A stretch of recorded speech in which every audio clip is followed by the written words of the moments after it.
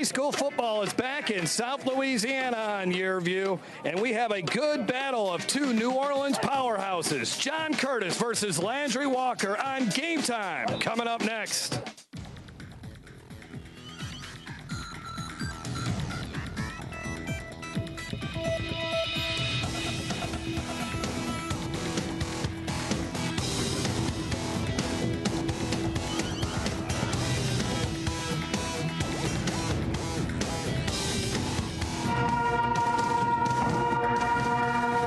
Live from historic Behrman Stadium on the West Bank of New Orleans to kick off the 2018 football season.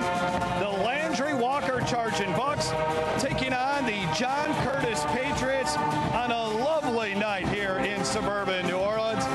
Hello everyone, I'm Jeff Lermo along with Jason DeQuare. Glad you could join us for another high school football season.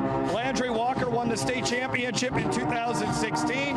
Last year, struggled offensively, but still made it to the second round of the playoffs, while John Curtis, they lost in the championship game to Catholic High, and it's been a while since the Patriots have won a title. Yeah, that's right, and finally it's time for some football, and there's no better way to start the high school season with a big matchup of two 5A teams, John Curtis and Landry Walker, one from the select and the other from the non-select. Line up each season, they have the chance to make it to the Dome. They do it in very different ways and different styles, but they're both very good ball clubs. And they both have very good athletes. Let's start off with Landry Walker, running back, Chad Alexander. This guy's got some major speed, Jason. Yeah, he's so exciting, and every time he touches the ball, he's got the ability to take it to the house. You're talking about a 4.3, 4.4 guy. He's counted for over 1,000 yards last year, and you can see 13 touchdowns on the season. Now we have some late-breaking news anticipating all week that Colin Guggenheim would get the start at quarterback for the John Curtis Patriots. He is injured, so they will turn to the backup tonight, Austin McCready. Yeah, when you got a great system like John Curtis, it's kind of, hey, the next man steps up, you plug and play, and Austin McCready is going to have to be that guy. Didn't know he was going to be in this position. You see him there, but he's a big kid, 6'2", 180 pounds, and they're just going to need him to execute the system. So those are some of our key players. When we come back, we'll have the kickoff from Behrman Stadium. The 2018 football season just moments away on YurView.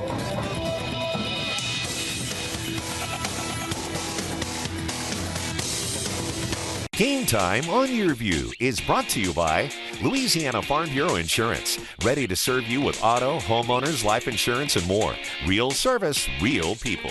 West Feliciana Parish. The best place for you to live and work in South Louisiana is West Feliciana Parish. Check out wfparish.org. ITI Technical College, your key to a better life. And by Peak Performance. At Peak Performance Physical Therapy, we treat the athlete and everyone stronger, faster, better. I think that people want to be in West Feliciana because it's truly one of the unique parts of Louisiana. That if you live in West Feliciana, you can have it all. You can have a great lifestyle, a government that works for you and is open and transparent. You can have wonderful neighbors. You can have a great school. You can live in an environment that's free of fear from crime. We're less than 20 minutes from the Baton Rouge Airport, 30 minutes from the state capitol. What we have in West Feliciana is a place where you really can have it all. When I get back to Baton Rouge, I get in my blues mobile and I drive right on down to Partner's Barbecue. And you know what I do? I get me some ribs, all 10 to 2. Some baked beans, some potato salad, some smoked sausage. You got to come on down to Partner's Barbecue, yeah. That's what I'm talking about.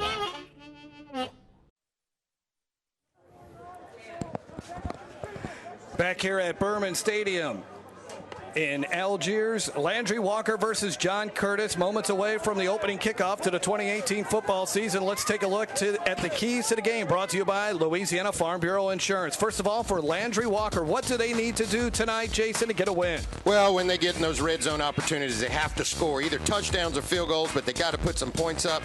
They need to have some 3-and-outs on defense, get John Curtis off the field so that they can get their offense back on the field, and they need to give Chad Alexander some assists, some help. These two quarterbacks they have, Tony Cargo and Jaquan, they need to help Alexander.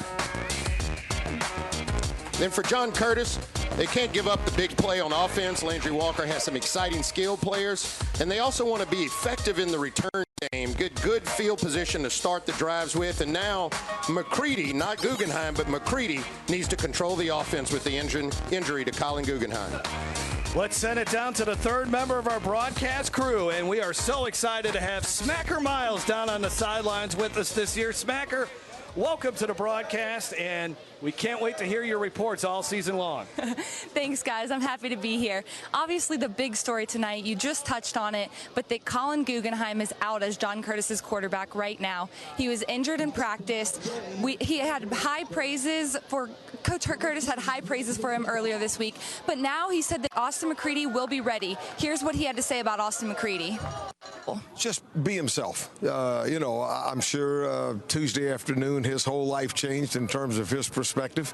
He's an excellent kicker for us. He'll both punt and place kick and handle the quarterback duties. So the responsibilities have just doubled for him. But his dad played quarterback for me. He's got athletics in his background. I think he'll do just fine.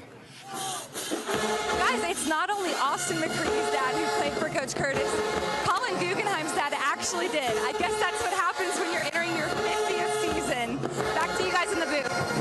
Thanks a lot. Nice job, Smacker. And yeah, you have a legendary head football coach who's entering his 50th season.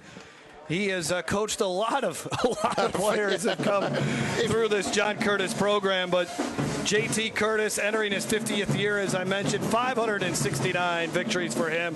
Landry Walker and Emmanuel Powell, he's in his 10th season. 74-29 is his record. There's a look at JT Curtis, the second winningest coach in the nation. In 42 years, they've won 26 state championships on the field. But since moving up to the Division I level in 2014, the Patriots have not won a state title. So it's been 4 seasons since they haven't won. The previous drought before that, Jason, was 2 years. So 2013 was the last time they lifted the championship trophy on the floor of the Mercedes-Benz Superdome when they beat University High. And then there's a look at Emmanuel Powell, the former O.P. Walker standout. They went 8-4 last season. They were the 14th seed in the Class 5A playoffs. They beat Walker in the opening round 14-7, but then lost to third seeded Acadiana 24-22 in the second round. Of course, Coach Powell leading Landry Walker to a state championship game in 2016 behind Keaton Thompson and that dynamic offense that they had. They're trying to get that back. They'll be playing 2 different quarterbacks here tonight, and we'll see Landry Walker's offense first in this game. And with McCready now quarterbacking, he's going to be pulling double duty tonight, Jason. This is a dream for a kicker, right? Right. You get to kick the ball off to begin the game, and then you're the quarterback as well. Yeah, most kickers, the news is the punter's down. You got to punt. not I got to kick and play quarterback. But you can see he's a good-sized kid, and obviously they work hard with him. They were thinking Guggenheim is going to be the starter, but, I mean, at John Curtis, the next man stands up, and they're going to expect him to be able to move this offense. Moments away from the start of this season, Landry Walker, last in 2016, they beat West Monroe to win the 5A state championship. They have been just 1-5 in pre-district play the last 2 seasons. This is the 4th straight meeting between these 2 teams to kick off the year, and John Curtis has won every game during that run. So the 2018 high school football season ready to begin here on Game Time as you're watching YurView. Thanks a lot for being a part of it. We got a terrific schedule for you. We'll get into that later on in the broadcast. But right now, it's Landry Walker and Chad Alexander returning it from the 9-yard line as he dodges 1 tackle and then slips and falls to the ground at the 23-yard line. So we told you this earlier, the Bucks will be playing 2 different quarterbacks tonight, and it's going to start with Torrey Cargo, and then we'll also see Jaquan Dorsey. But Torrey Cargo, there's the numbers for him a year ago. Last year, Landry Walker just really struggled at the quarterback position. Never really able to replace Keaton Thompson. And they played 3 quarterbacks last year. Cargo was one of them. He's athletic. But Coach Emmanuel Powell really likes the fact that He has gotten to know the offense a lot more in the offseason. Cargo also the starting shooting guard on the basketball team, which lost to Walker High School in the 5A championship game back in March in Lake Charles. First play from scrimmage. And they go back to Chad Alexander after the return. A good push by that offensive line. And he gets about 6 on the play.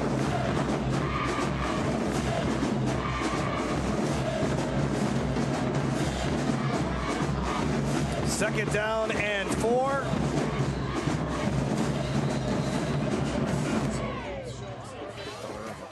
So Torrey Cargo, the starting quarterback. Dywan Griffin, they are really high on that man. Jasper Cook, Ramon McGrew, Jaquan Harris. And then the offensive line is pretty good, too. They swing it out, and it's caught by Jaquan Harris, who gets hammered about 1.5 yards shy of the first down. So our first third down of the night after a pickup of about 3. And then defensively, or excuse me, let's continue with Landry Walker offensively. Brandon Hale will be wearing number 77 tonight. James Jenkins, Renee Obear, Kyron Crump, and Levatus Sims, who's 6'2", 235 pounds. You have 3 seniors on that offensive line, Jenkins, Crump, and Sims. Third down and 1 for Cargo. And they'll go to Alexander, who gets around the end, and he's got enough for the first down. He was hammered out of bounds by Caleb Spann, who's a sophomore. 15 tackles on the season last year for him as a freshman. There's a look at Chad Alexander. Rushed for nearly 900 yards a season ago, threw for caught over 200 yards in receiving. First and 10 from the 36 now, after Landry Walker was able to move the chains on the other side. Nope. Run it. Let's go. Guy Johnson is the offensive coordinator for the Bucks. And a draw, but it goes nowhere as he is stopped quickly. Big time hit there by Trey Norman, a freshman, 6'1", 230 pounds. Let's take a look at that John Curtis defense. Joseph Kreger, Elinus Noel, who's a 300-pounder up front. Colby Orgeron, he's committed to Tulane. Josh Valentine, Angelo Anderson is getting looks from SEC schools. Matthew Jane, Jaden Barfield, Caleb Spann, Brenton Quilfer's a big hitter, Dante Thomas, and then Donald Clay, the SMU commitment and a 3-year starter for the Patriots in the secondary. A loss of 2, and they'll go to the air. Cargo's got time, and it's complete. There's Dywan Griffin, gets it to the 49-yard line as Landry Walker has moved it into John Curtis territory. Well, and here's where Cargo has improved from a season ago. They were in a long yardage situation, but he steps up into the pocket, doesn't rush it, and makes a good throw to his receiver, picks up the first down, and that's why I believe Cargo is the starter this year. That was a nice little play there, a lot of composure. We did 2 games early on last season with Landry Walker. We saw them play Carr. We saw them play, actually saw him play Warren Easton, and we saw him play Curtis. And it was tough to watch them offensively. They really struggled. Not much happening there. Again, John Curtis's defense stuffing the ball carrier. Joshua Valentine leading the charge that time. 6 starters returning defensively for John Curtis. And JT Curtis really likes the speed that he has on that defensive line. They lose a couple of big-time players from a year ago. Jay Curtis, who is the grandson of JT Curtis, who was in on like every tackle last season. And then Chad Belloso, who is now ready to play baseball for the LSU Tigers. Second and 10 from the 49-yard line.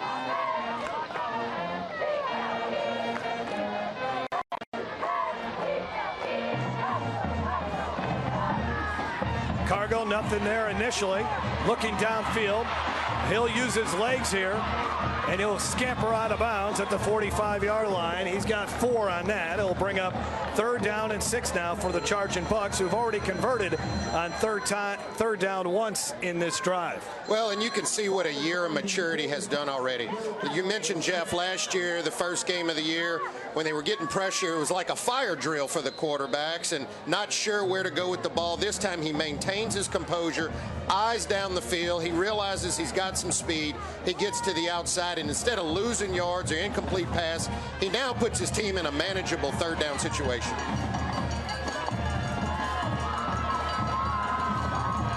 John Curtis might have been offsides there. Let's see. That'll make it a little bit easier now for the charging Bucks. And really, Jason, at this point, that'll give them 2 chances, I think, to pick up the 1st down. Yeah, you would think so. And, you know, obviously when you got Alexander the Great in your backfield, number 48, you would expect that penalty, he would get still 3rd down. Let the ref make the call there, but you'd expect that he would get at least one of the totes at it. The question becomes, you know, John Curtis may be expecting the run, and will Landry Walker, with this short yardage, maybe roll the dice and try to get it to one of their speedy receivers. 3rd down and 1. First penalty of the ball game against the Patriots. Landry Walker, after a lot of penalties in their jamboree, worked hard to clean that up. Quick pass, and it is knocked down at the line of scrimmage. So they decided to throw it on 3rd and 1, but the Patriots quickly recognized what was happening there, and Emmanuel Powell's got a decision to make early on in this game. Yeah, look, I like the decision maybe to take one in the air, because you know you've got number 4 back there that can maybe pick it up here. But I would have taken a deep shot. I would have really tried to catch him off guard and tried to force that ball down the field and then come back and try to pick up your 1st down.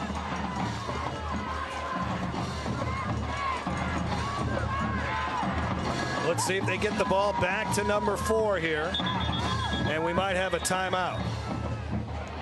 And we do. Landry Walker uses its 1st timeout of the ball game. Walker, 1st charge timeout.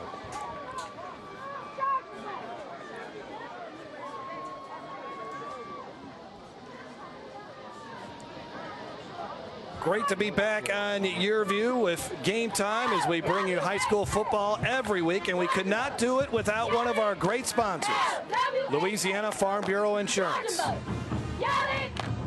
Hi, my name is Sheldon Cannon, your local Farm Bureau agent. One of the many great things that we like to do here in my office is to give back to the local high schools. The local high schools host golf tournaments. We go out to the golf tournaments, play a little golf, interact with the community, and be that face, be that knowledgeable voice in the community that they can reach out to, they can touch. I'll give you guys an example. I was actually at one of those golf tournaments, and I met a young man who just wanted to know what he can do, what his options were. So I gave him my number. He actually called me that afternoon after he had gotten into an accident where he, just needed some help at the time. He just needed to know what he could do, who he can call, what procedures to follow. And it was just great that I was able to help him and be that helping hand and be that knowledgeable person that he can call upon. That's just one of the great things we do here at Farm Bureau. Real service by real people. That's our motto. That's the motto I try to live by every day. We're definitely here for our customers and our community, and to serve our community in the best capacity that we can do. Back here on 4th down, and they brought in a new quarterback on this play, and they run it with Jaquan Dorsey, and he's got the 1st down. So Coach Emmanuel Powell told us, Jason, that they would have a package of plays for Jaquan Dorsey, and we see him there on that 4th down, and you can tell he's more of a runner. Yeah, that's right. You can see there that it's like one of the John Curtis linemen are down. But I think that was, they do have a special package for him, but I think that was a designed special play for him. He is the better runner. You put Alexander in the backfield, then you have Dorsey in the backfield, and basically you've got 2 running backs that you have to account for, and it worked for Landry Walker picking up the 1st down. You can see the injured player there for John Curtis. So stoppage in play because of the injury.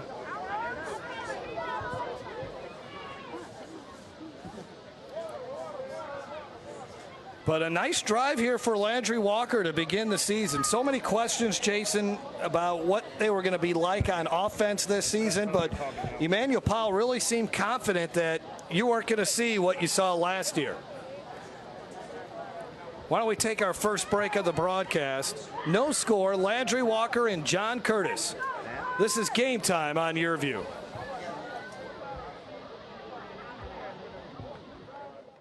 Tonight's Game Time keys to the game are brought to you by West Feliciana Parish, where you really can have it all. The best place for you to live and work in South Louisiana is West Feliciana Parish. Check out wfparish.org. Welcome to Monogram Express, a unique embroidery boutique specializing in personalized and one-of-a-kind gift ideas. Gifts for babies, children, ladies, and even men, we have you covered. Equipped with state-of-the-art embroidery machines, along with an experienced client-focused staff serving you 6 days a week. Check out the area's largest selection of letters, designs, and thread colors. We're your one-stop embroidery shop, handling personal, corporate, team, and school logos, and you're welcome to bring in your own items. Conveniently located at 2109 Veterans. Monogram Express makes your ordinary gifts extraordinary. Tonight's Game Time starting lineups are brought to you by Peak Performance. At Peak Performance Physical Therapy, we treat the athlete and everyone. Stronger, faster, better. Choose Peak.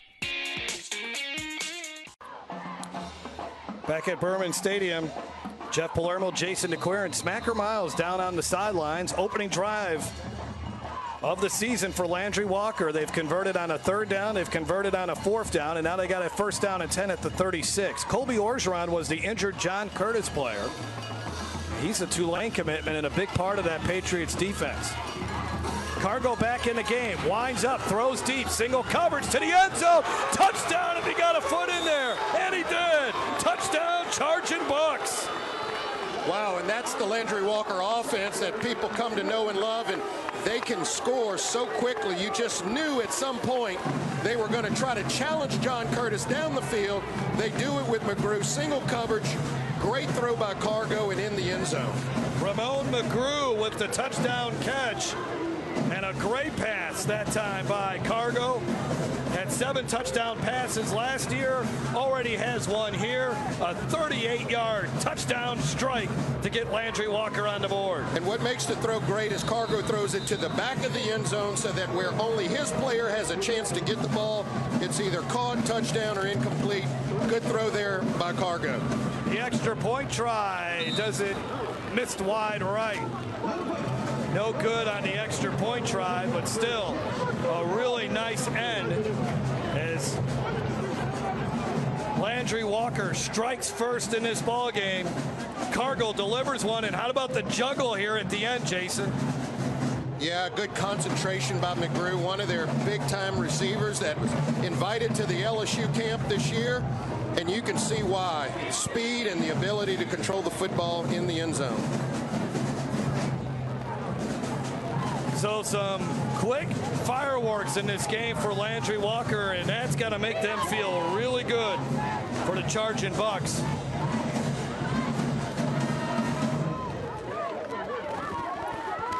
Well, I'll tell you what, Jeff, what a difference the opening start of a season makes for Landry Walker. We saw them last year open up in this game very shaky, you know, having trouble with snaps and some of the routine things. And, you know, I know Coach Powell couldn't be more excited about the drive that was just put together. They beat Helen Cox in the Jamboree last week, 14-12. Rene Aubert is going to has it teed up right now, and he'll kick it off.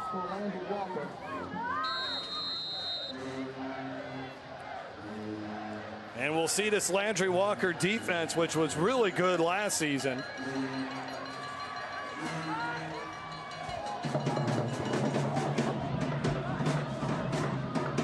Taken on one hop, and there's a nice seam up the middle, and this is going to be a nice return for the Patriots all the way up to the 45-yard line. On the return, it's Donald Clay, and good field position for Austin McCready.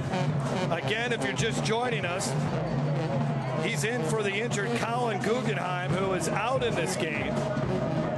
And Austin McCready, the punter and kicker, gets a chance to lead this John Curtis offense. With Guggenheim not out there, that means you have 3 starters back from a season ago.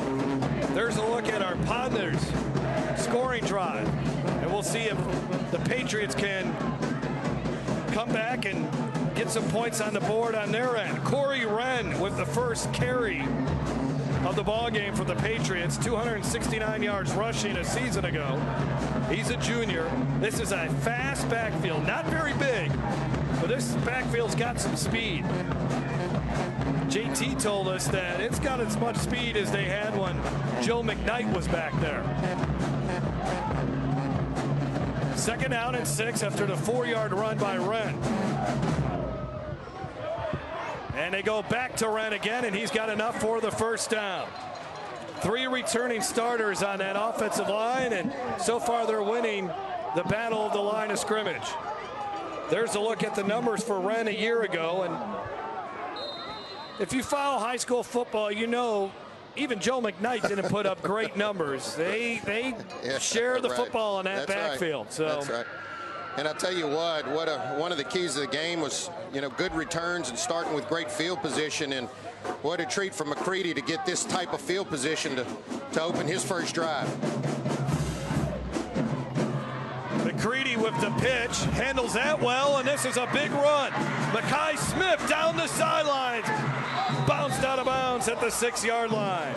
Well, and John Curtis is starting to show you some of that Smith. You got a good look at Wren now, and you get a good look at Smith. And really who sets this up is McCready, because when McCready comes around the corner, you'll get to see here on the replay, he takes the defensive end, and then he waits to make that pitch at the last minute, sucks up another defender, and it allows Smith to get it to the outside and use his speed. And now John Curtis knocking on the door. 1st and goal at the 5.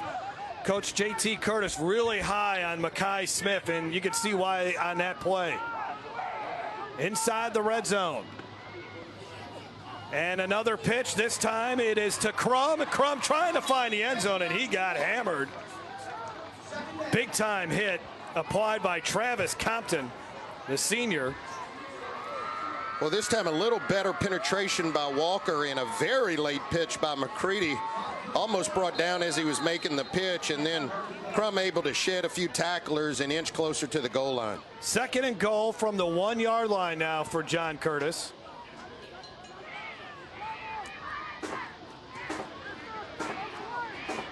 Smith and Goins in the backfield. He'll be Goins, and he's in there for a touchdown, and John Curtis answers Landry Walker's score. Well, and you want to know why John Curtis is such a good program, such a good football team. They learned this week that their starting quarterback isn't going to be available for them. They put their backup in, and just like that clockwork, they marched down the field on an opening drive, a good-looking drive by McCready, just running the John Curtis system, getting it to his playmakers and his backs in the backfield, not doing more than he should be, and drive marches right down the field. Good drive by John Curtis, and a chance to actually go up in this football game.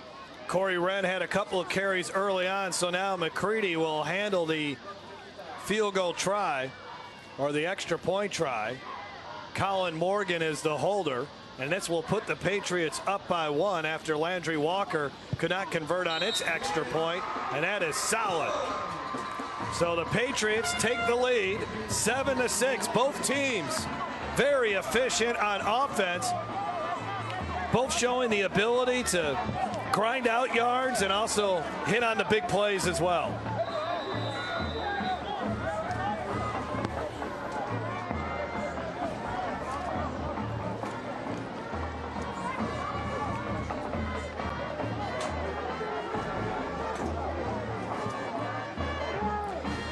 Don't miss any of the action. Go to YurView.com/football and sign up for the Game Time newsletter to get the previous week's highlights, stories, and recruiting news, along with a preview of the upcoming week's matchups delivered straight to your inbox. Again, go to YurView.com/football. John Curtis student section making it to the West Bank. John Curtis once again expected to get to the state championship game. They've had 13 undefeated seasons. This is an impressive number, too, as you look at the Podna scoring drive. Jason, they've won at least 10 games except one time since 1975. Yeah, and I heard you at the outset mentioning a drought because, you know, they hadn't won a state title in a couple of years. But, you know, if any coach out there would love to take the record that John Curtis has every year and as far as they get into the playoffs, but, you know, it's just not living up to the John Curtis standards. And, you know, this team, every year they line up, there's a lot of pressure on them because, you know, they're expected to win a state title. Well, last year, Colin Guggenheim broke his index finger, still played with it, and the Catholic Bears took advantage of that because Guggenheim was certainly not 100% in that game. And you know that he has to be really injured. If he played with a broken finger in the championship game and can't play in this game tonight, you know he is banged up. Next week, John Curtis goes up to Shreveport for a game on Thursday night. They'll play a powerhouse school from the Dallas area.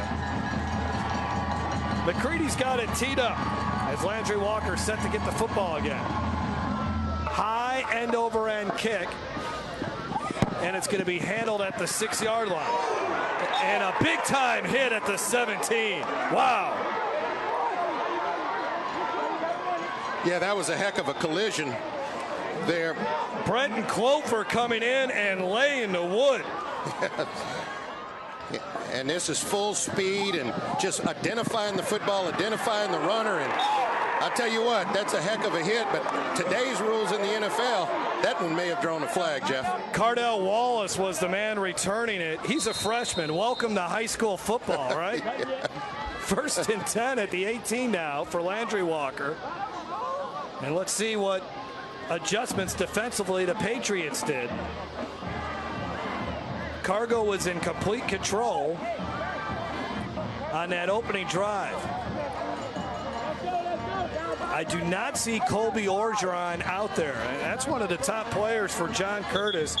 He went down with an injury in that opening drive, and he is still not out there. And it looks like we may have a water or hydration timeout, I would think, with 5:51. Nope, Landry Walker has used its second timeout. Yeah, and again, those are little things that'll just drive a coach crazy. You can see the coaches out on the field. Coach Powell not happy because, you know, you come right out of the kickoff and you can't get the right personnel on the field. You can't get lined up properly, and then you have to take a timeout. And those are the things that I know he wants to clean up and will just drive coaches crazy.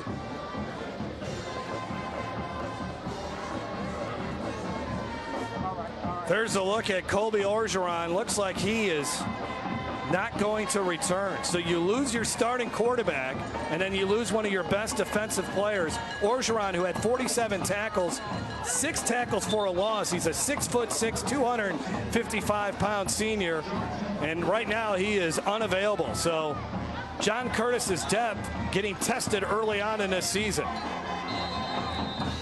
Yeah, and let's see if Landry Walker tries to run the ball a little bit more. As you mentioned, it's a big player on the defensive line that they've lost. From the 18-yard line, Cargo flushed out of the pocket. Keeps his head downfield, but nothing there, and a nice job by the Patriots defensively. Not only in the secondary, but Joshua Valentine finally chasing down Cargo. There'll be a loss of about 3. Yeah, good job by Valentine not giving up. But this is one where Cargo just held onto the football a little bit too long, and he's looking like he's shaking up a bit, Jeff. I don't know if they're going to maybe go with Dorsey here, but he was grasping his right. Yeah, he's asking for a sub there, so looks like they're going to put Dorsey in the game. Not sure what happened on that tackle over there, but probably held onto that football a little bit too long. He either needed to turn it upfield or get rid of it. So Jaquan Dorsey enters the ball game. A season ago, he threw for 448 yards, and he rushed for over 200 yards. 5 wide receivers in this set, and then a whistle. Yeah, Landry Walker looks like they moved prior to the snap. And again, just not getting set. I know you're changing out quarterbacks, but this team should be used to it because they're expecting to play both Cargo and Dorsey. False start, offense, number 64. 5-yard penalty, go first down. Kyron Crump whistled for the false start penalty. And Emmanuel Powell, we talked about this already, but they worked hard in the week leading up to this game to try to eliminate some of the penalties that they experienced in the Jamboree win over Helen Cox. Yeah, and 2 consecutive plays for losses, and this really puts you not just behind the sticks, but in your own territory behind the sticks. So to the air, the pass wasn't really clean, and wow, the Landry Walker receiver gets sandwiched there by a couple of Patriot defenders. Jaden Barfield was one of them. And now it's 3rd down and long. Yeah, again, tried to get a little quick bubble screen type out over there and just didn't get the blocking that you needed. And you can see the Curtis defenders closing quickly on it. That was Angelo Anderson and Barfield sandwiching Jaquan Harris. Now this is a 3rd down and long, Jason, and if you're Landry Walker, you got to be really careful. Yes, you do. I mean, you can't risk anything over the middle. You got to make sure that you get rid of the ball. Don't give up a sack or a fumble, and you got to just be careful here with the football. And sometimes you just got to live to keep fighting. And punting the ball is not always bad. There's Angelo Anderson, who's made the move to outside linebacker this season. They roll out Dorsey, the left-hander throws, and it's incomplete. Threw in a lot of traffic. Thankfully for him, he threw it high, and that'll bring up 4th down. Well, it almost looked like he wasn't sure of his receiver and whether or not he could thread it in there. So it looks like he just said, hey, look, I'm going to go ahead and toss this one out of bounds, and we'll punt the football. Critical here for Landry Walker to get off a good punt. Corey Wren, one of the men back to return, along with Caleb Spann. Well, and again, Landry Walker looks confused in the punt formation. I don't even see the punter deep yet. He's starting to walk back now, but this is where they have to be crisp. They have to be clean, and obviously get the football off is the #1 goal, but then you got to make sure that you have some containment and you get down and can make a tackle.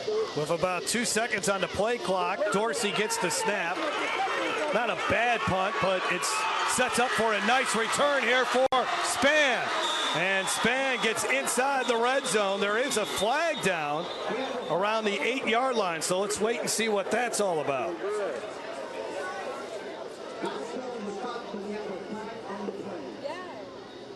Somebody line up in the neutral zone or something like that?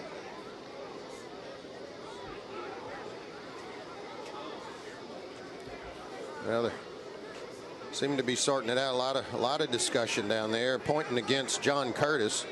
So that may be a break for Landry Walker because Spann made a heck of a return there. Just never got any height on the punt, and that allowed for the easy return.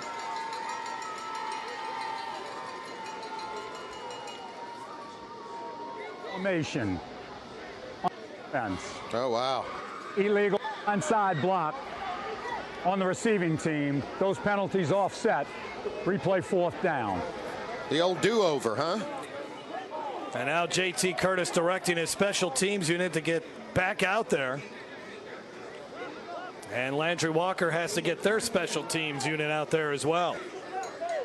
Well, one of the things you really can't practice is special teams. So you see it so many times, Jason, special teams the first 2, 3, even 4 weeks of the season. You see some really weird plays. Yeah, and back-breaking plays as well. Well, and John Curtis has an interesting formation. You can't really kick away from the returner because they have 2 deep back there. They've got Donald Clay and Corey Wren. They're both dangerous returners. You can see them there. And so it really forces Landry Walker to, like you said, you got to get some height on the football, some hang time, and either punt it out of bounds or you got to make sure that you get some coverage. If not, you saw how quickly this ball can get returned on you. Once again, play clock winding down. This is a line drive punt, and it's going to be handled by Wren. Wren gets a block. Wren is inside the 30. There are flags all over the place. 3 of them, 4 of them. And so we'll have another discussion by the officials. Well, there's a flag back here by the first block by Clay. Clay did not field the ball, and typically the up man who doesn't field it will be the lead blocker. I didn't see anything wrong with that block, but then it looks like there were a few blocks behind in the back as the play developed.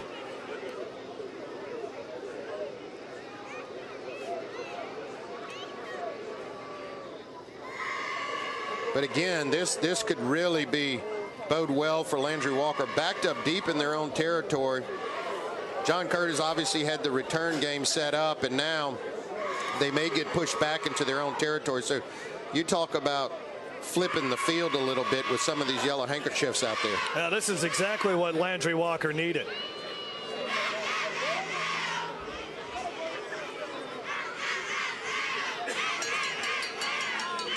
And Blocking again, it back on a return team, number 6.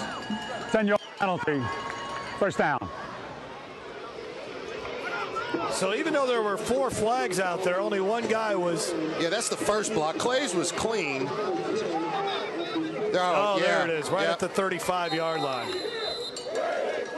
So Curtis still starts this drive in Landry Walker territory from the 48. Austin McCready barking out the signals.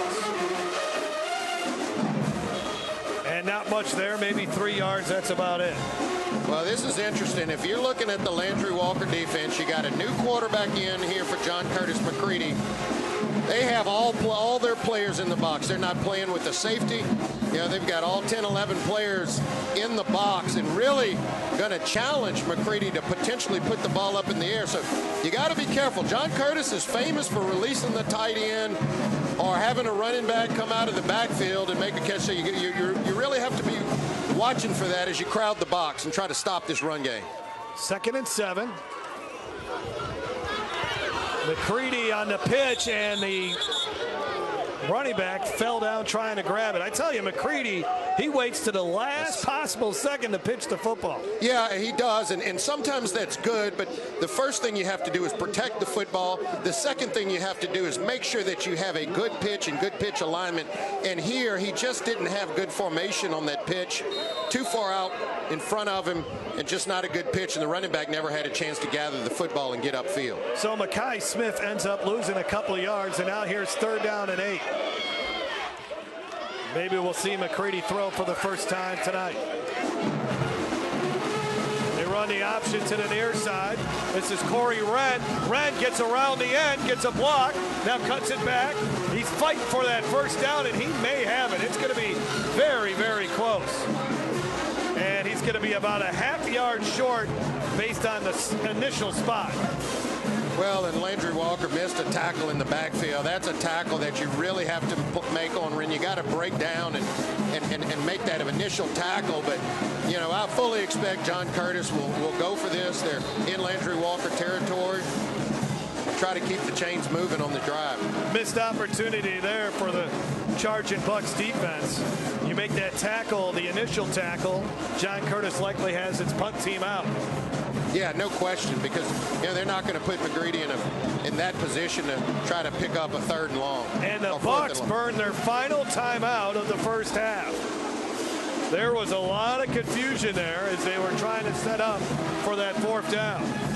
Yeah, and they burned them all in the first quarter of the game. And again, it's just, those are the little things. You got to get that set up on the sideline. You got to be paying attention to your coaches, know your personnel, and get the right people on the field.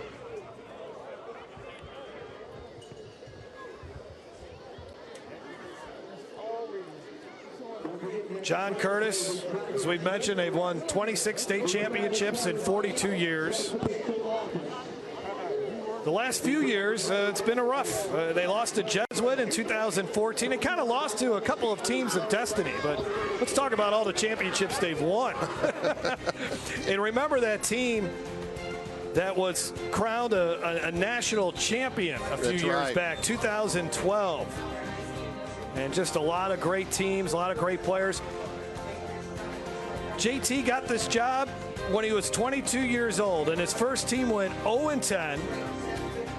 And then they went 8-2 the next season and haven't looked back. Yeah, now they're averaging 10 wins a game. And, the good thing in talking with Coach Curtis is he encourages his players to play multiple sports. He knows that he's going to have to share. He's the football coach, but, he encourages them to play basketball and track and other sports as well. 4th down and 1. McCready with the quick handoff and a hard run off the left side. That's good enough for a first down for Chauncey Crum, who mostly played linebacker last season. but picks up the hard-fought first down, and he got a few more yards beyond that. And it's now 1st and 10 at the 34-yard line for the Patriots, up 7-6, late stages of this opening quarter. Again, John Curtis has been pretty intent on just hammering it out, grinding it out, running the football. That time, Landry Walker's defense plugs up the hole, and number 73 really plugged up the hole there for Landry Walker. That is James Jenkins. And only a pickup of 3 on that carry. And eventually this Landry Walker defense are going to have to get more penetration.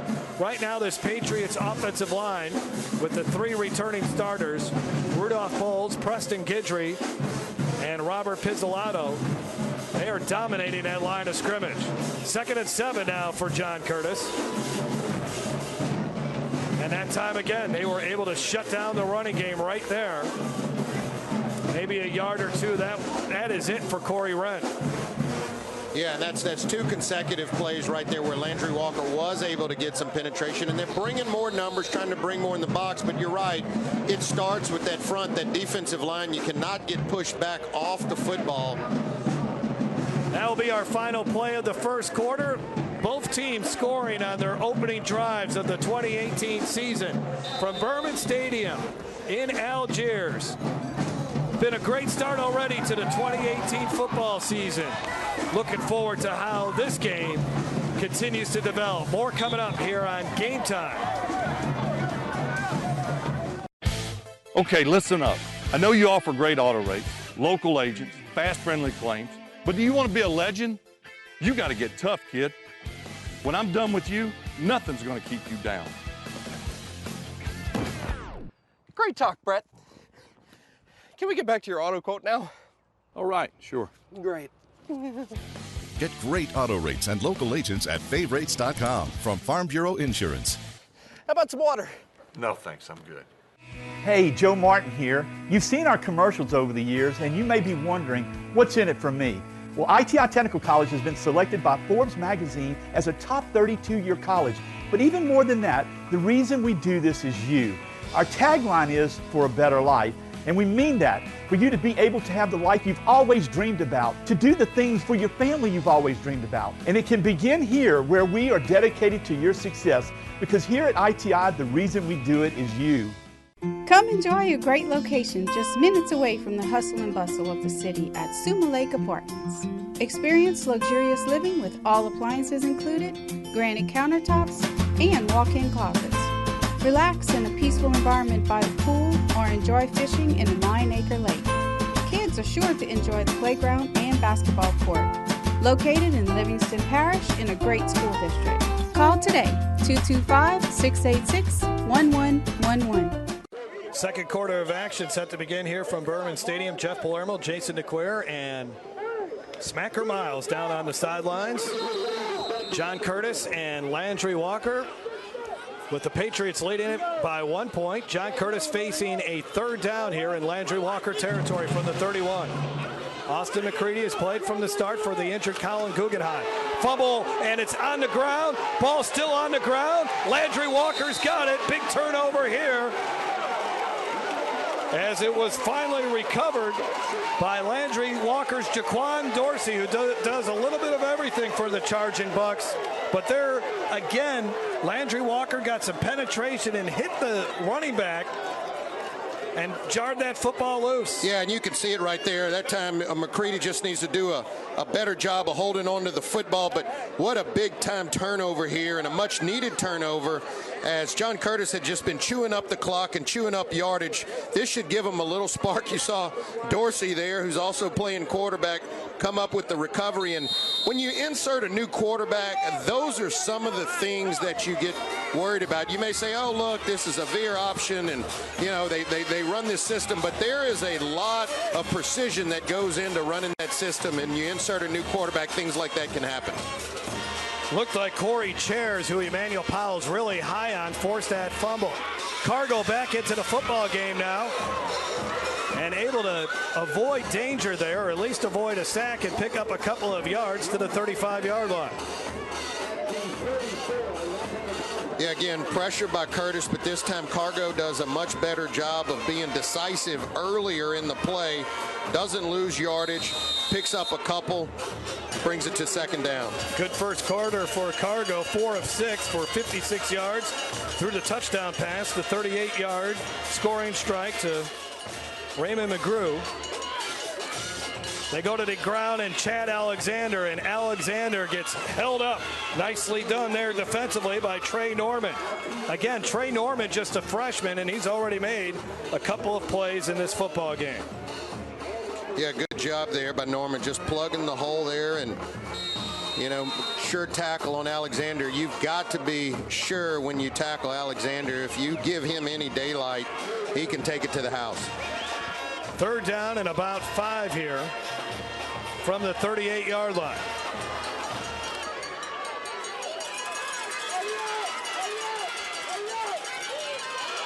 Cargo surveying the defense. Let's see if the Patriots bring some extra pressure. And there's a delay of game. Wow. Well, just some of the things you sometimes see in an opening game. Just not crisp, getting in and out of the huddle. A lot of confusion so far for Landry Walker when it comes to their different personnel packages.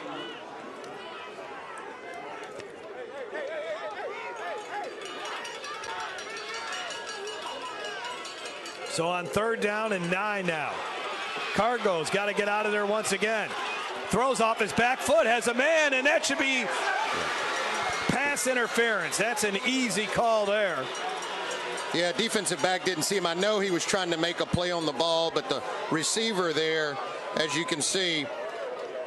Dominic Brown certainly hit the receiver well before the ball got there. Yeah, Cook was coming back to it, and again, you know, had he been able to make contact with the football before he ran into the receiver, it wouldn't have been interference. But here he runs into the receiver before he makes contact with the football.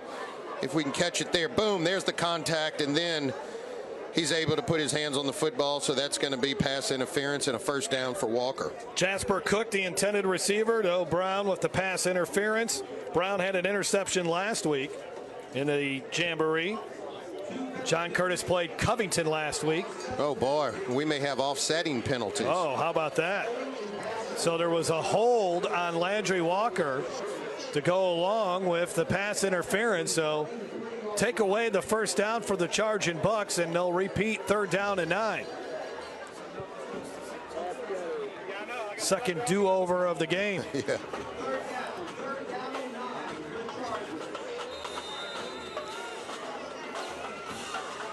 This is why JT Curtis likes playing Landry Walker in the opening game of the season, to get a look at all this athleticism on the field. Really good test for his defensive secondary. They pick up the blitz. Does Landry Walker? Maybe they didn't. Coming in there late and sacking Cargo was Jaden Barfield, the senior inside linebacker, and a huge loss, and that will force the Charging Bucks to punt the football. Yeah, and Cargo never felt Barfield coming. It's almost like a delayed blitz there, and just never saw him. And as soon as he tried to step up into the pocket, there was just no room for him to operate. Good play there by Curtis and the defense. Good tackle by Barfield, and now, you know, it's a 4th and forever. And again, puts Landry Walker in a difficult punting situation. That was a situation where John Curtis brought more people than Landry Walker had there to block. So for Cargo, he's got to recognize that and get rid of the football. That's right. You can't hold on to it deep, particularly on a 3rd and long like that. Dorsey to punt the football from inside his 10. And it's going to bounce and roll, and not that bad for Landry Walker. He'll roll dead at the 40-yard line. Yeah, but a real missed opportunity there for Landry Walker. You get the turnover, you get John Curtis offense off the field, and then you just have a bad series of offense. Nothing really went well, and you end up punting the ball from further back than you started the drive.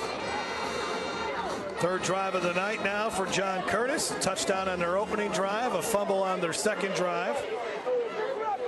And Austin McCready comes to the huddle here with the play call. Coach Emmanuel Powell said before the game he wanted to see execution from his defense. There's been some good, there's been some bad. And what you would expect. Landry Walker had to replace Dennis Christopher, who was the defensive coordinator. Christopher took the head coaching job at Sophie B. Wright in the summertime. Mekhi Smith can't get to the outside as a couple of bucks converge on him. Maybe a gain of 1, that's about it. Well, and again, Landry Walker is really bringing a lot of hats around the line of scrimmage. McCready has not attempted a pass in this game, and so obviously it's attracting a lot of defensive men from Landry Walker to that line of scrimmage. The one thing, though, you have to be careful of is that McCready could step back and throw one, and so you can't lose sight of some of your keys and your assignments. Reginald Byreese is the new defensive coordinator. He's been at Landry Walker for a couple years now. Stumbling is Smith, and he gets a yard, so 3rd down and 8. Maybe we'll see Austin McCready throw the football now.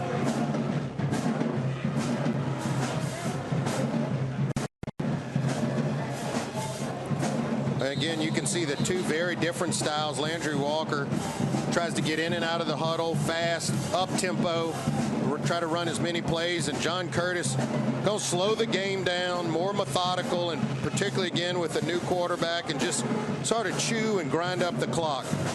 Only one starter returning on this defense from a year ago, Damon Johnson, who had 4 interceptions a season ago.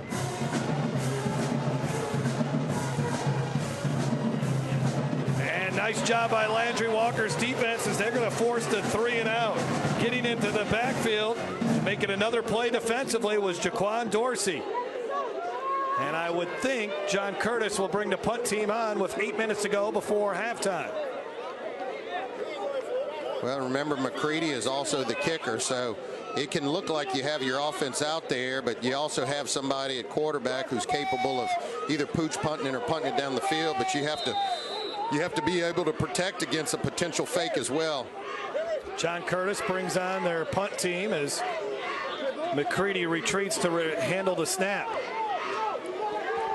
Snap coming from Zachary Englander. And a whistle. And there's a flag. And I think an illegal substitution on the Patriots. So that'll push Curtis back 5 yards. Yeah, and what they were trying to do is not show their punt team until late, and what that does is it doesn't allow Landry Walker to either, know to whether to keep their defense on the field or put their punt return team on the field. So they're trying to trick them up there, but at the end of the day, may have had an illegal substitution and may cost him a couple yards, and this will give Landry Walker an opportunity to set up for a punt return. They're picking up the flag.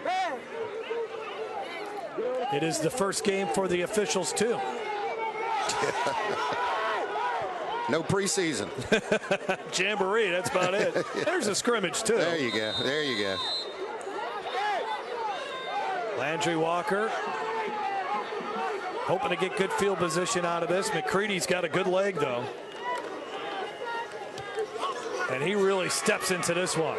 Fair catch signaled, and they let it bounce. And that is a booming punt. And it's going to be down all the way at the 1 yard line. How about that? Austin McCready, a guy that averaged 40 yards a punt a season ago with a long of 60, had 10 inside the 20 a year ago. He gets this one inside the 1, 54-yard punt for McCready. Well, and Wallace should have stepped up and caught the football. I don't know if he lost it or just didn't have confidence, but he was right there to fair catch that football, and he decided to move out the way and let it go. And, if you move out the way, let a football, it averages about another 16 yards, and picked up extra yardage there and really has Landry Walker pinned back. But in defense of Landry Walker, they don't have a guy on their team that can punt the football like that. So it's hard for them to mimic that kind of a situation where somebody skies one and you got a guy breathing down your neck. So tough situation all the way around for Landry Walker. That's what those ball shooters are for, Jeff. You load them in that ball shooter and shoot them up in the air. Cargo standing in his own end zone here. There's a flag, and if it's on Landry Walker, it'll push him back by inches because they can't go back any further. On the offense, number 3. Half the distance to the goal, still first down. So Daiwan Griffin hit with the penalty. Well, and this is interesting. I always find it with spread teams, they typically don't go under center, really any. And so now if you're going to be taking a deep snap or in the spread, you're really going to be deep in your own end zone trying to run the football out of there and make a play. So you got to make sure the snap is crisp, and you also got to make sure that if Alexander gets the ball, he's got to run 5 yards just to get out of the goal line. Cargo zips one and dropped right in the hands of McGrew, who caught the touchdown pass. Well, earlier, remember, he juggled that pass before he finally got a foot in the end zone. And Cargo needs to be careful. I thought he stepped on that line right there. You can see how close he is to that back line. And to me, they may have missed one there, but his foot was very close to the back line of the end zone. So 2nd down and 10. See, when you're 4 or 5 yards in your snap, and then when you drop back, you got to be careful. Make sure that you don't cross that back line. This time they hand it off. Alexander can't get out of the end zone. That will be a safety. Well, this is what I was just kind of harping on. You know, you're starting so deep in your end zone with that shotgun snap that by the time Alexander gets the ball, if there's any penetration at all, there's a good chance for Curtis to get a safety because he's got to run 4 yards, you can see there, just to get out of the end zone, and is unable to do that, and Curtis was able to get the safety. Big time hit applied by Jaden Barfield.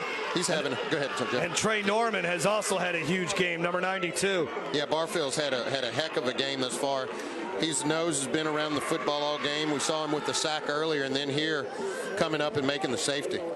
Well, that's where a situation, Jason, that you would like to get a quarterback underneath center and at least do a quarterback sneak to get you out 2-3 yards, and then you can maybe run that play. Yeah, I mean, you know my philosophy. 4th and short or goal line situations, or when you're back there, or perhaps if you got a better runner, put Dorsey in there. He may be able to get around the corner or do something a little bit safer just to get you into your own field to play there and not be so backed into your end zone. So a free kick coming up for the Charging Bucks.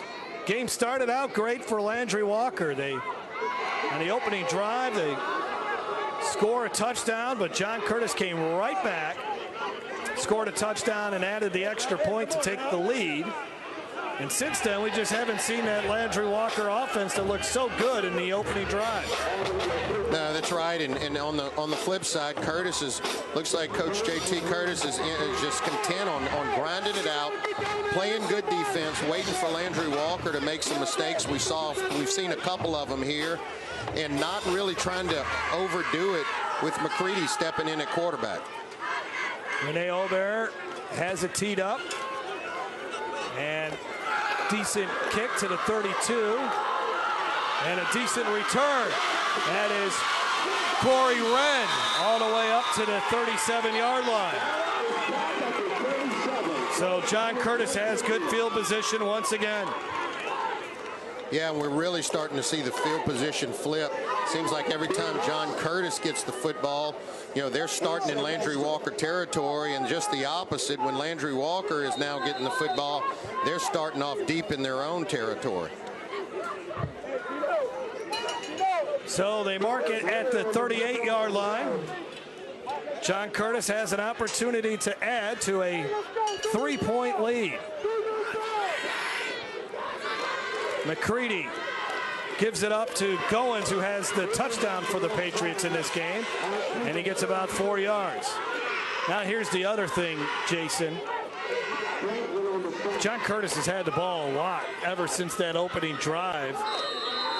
This Veer offense, it can wear you down. And that's what they're doing. I mean, they're content, again, just, hey, grinding it out. Even if, you know, they don't put up points, they know that they're wearing that Landry Walker defense down and, you know, having to bring a lot of hats to the ball. And then as you start getting tired, the Corey Wrens of the world and some of the other backs, they begin to break tackles and pick up yardage. from the 34. McCready keeps it and stumbles ahead for a couple of yards. Covered up on the play by Daquan Jorsey. And it's 3rd down and 5. Now we have a hydration timeout. 5:59 left to go before halftime. John Curtis leading Landry Walker 9-6. This is Game Time on YurView. Tonight's Game Time starting lineups are brought to you by ITI Technical College, your key to a better life. Check out the stories behind the games. Visit yourview.com/Louisiana. I think that people want to be in West Feliciana because it's truly one of the unique parts of Louisiana. That if you live in West Feliciana, you can have it all. You can have a great lifestyle, a government that works for you and is open and transparent. You can have wonderful neighbors. You can have a great school. You can live in an environment that's free of fear from crime. We're less than 20 minutes from the Baton Rouge Airport, 30 minutes from the state capitol. What we have in West Feliciana is a place where you really can have it all. Tonight's Game Time keys to the game are brought to you by Podna's Barbecue. Slow cooked, fall off the bone perfection and the best baked beans in America. For more Game Time high school football coverage, check out yourview.com. Game Time on YurView. Thanks Louisiana Lift for their support of this telecast, specializing in customer service on equipment, rentals, parts, and training. Louisiana Lift has been serving its customers since 1980. You can check them out online at lalift.com or call their Baton Rouge office, 753-5700, or their New Orleans office, area code 504-463-3400.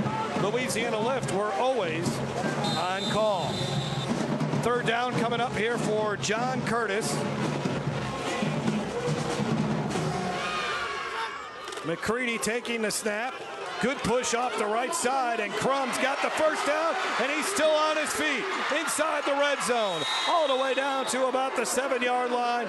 Big time run for the junior, Chauncey Crum. Well, and this is what I was just talking about, and you mentioned just getting worn down a little bit. Your defense is on the field. Every play you're having to bring a hat and make tackles and try to figure out which one of these backs is going to get the football. There's 3 options back there, and this time Crum just begins to break tackles, showing his strength, getting to the outside, his speed, and just a big pickup there on 3rd down. McCready not having to go to the air with the football. So Crum gets a breather. 1st and goal at the 6 inside the ITI Technical College red zone. Off the left side and running hard into the end zone. Touchdown Goins, his 2nd of the ball game. Well, now you're just seeing John Curtis power smash mouth football, and that's what they've been doing all game. They're sticking to their game plan. Obviously, Coach J.T. Curtis had a game plan with McCready coming in, and it's just, hey, let's do what we do, keeping the ball on the ground. Good up front blocking, good running, and into the end zone.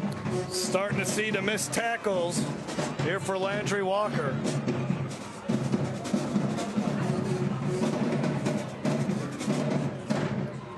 And now McCready will try the extra point to put the Patriots up by 10.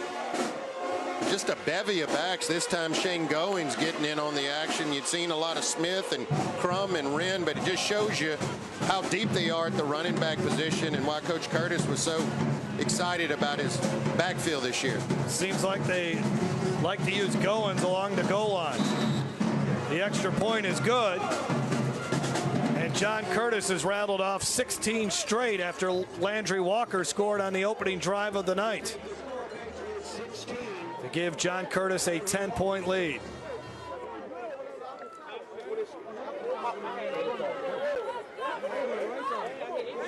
There's a look at our scoring drive, brought to you by Crown Trophy, which supplies our plaques for our Teacher and Scholar of the Week. We'll have that coming up at halftime as we'll send it down to the field and hear from Smacker Miles. Smacker will also have a chance to talk, hopefully, with the two coaches here, the legendary J.T. Curtis and Emmanuel Powell, who's made quite a name for himself as well. Well, here's an opportunity for Landry Walker to get the football back. Plenty of time for them remaining in this half with 5 minutes. We see how quickly they can score. And I'll tell you what, Landry Walker started out terrific. They looked like they were in rhythm. They were completing passes. They were picking up blitzers. They were getting Alexander involved. And then ever since Cargo kind of got injured or hurt his hand a little bit on the sideline, it's really been downhill after, and just haven't been able to find that rhythm. I really think they need to try to get Alexander going again. I think that's the key to getting their passing game going as well. They also need good field position, Jason. Their last two drives have started inside their own 20-yard line. When they had that opening drive, they started at about the 35, 36-yard line, so a little breathing room.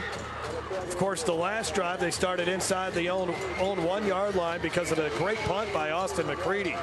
And John Curtis's running game has taken control of this football game, as they have rushed for 111 yards compared to what Landry Walker has done, and that's just rushed for 5 yards.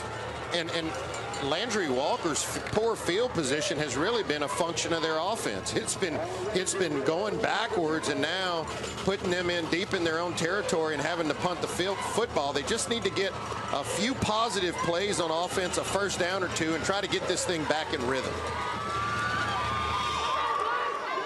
High kick going to be taken at the 7-yard line. And this is going to be a decent return up to about the 26-yard line.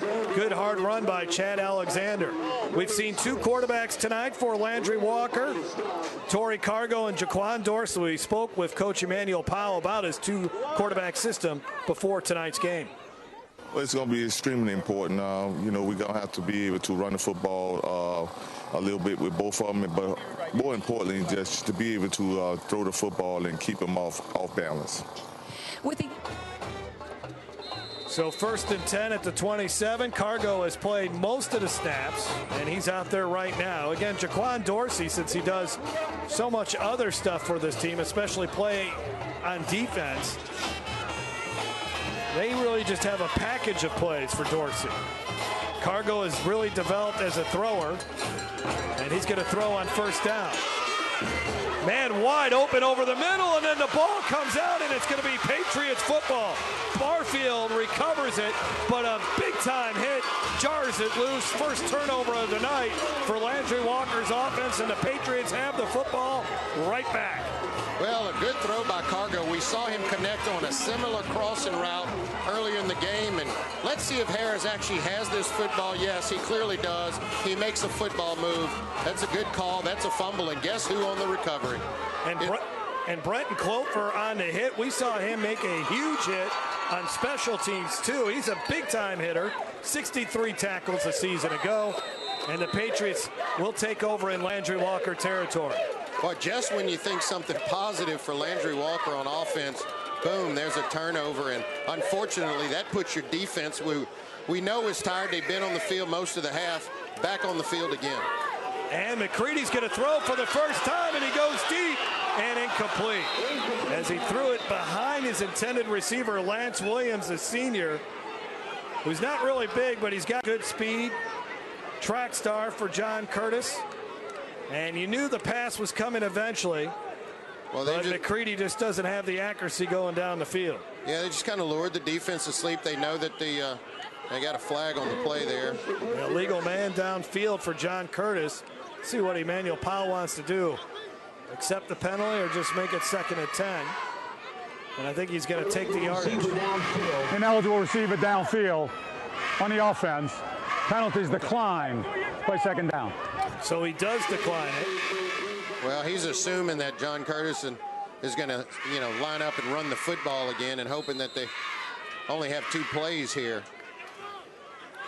So 2nd down and 10 for J.T. Curtis and the Patriots. They go back to their vaunted ground game, and a good open field tackle as Mekhi Smith was thinking he could take that a long way. Well, that's a great tackle by Dorsey. If he does not make this tackle, Smith could be gone, but That's a good job of breaking down and making the sure tackle and giving your defense a chance to make a stop here on 3rd down. They certainly need it. With just over 4 minutes to go before halftime. 3rd down and about 4.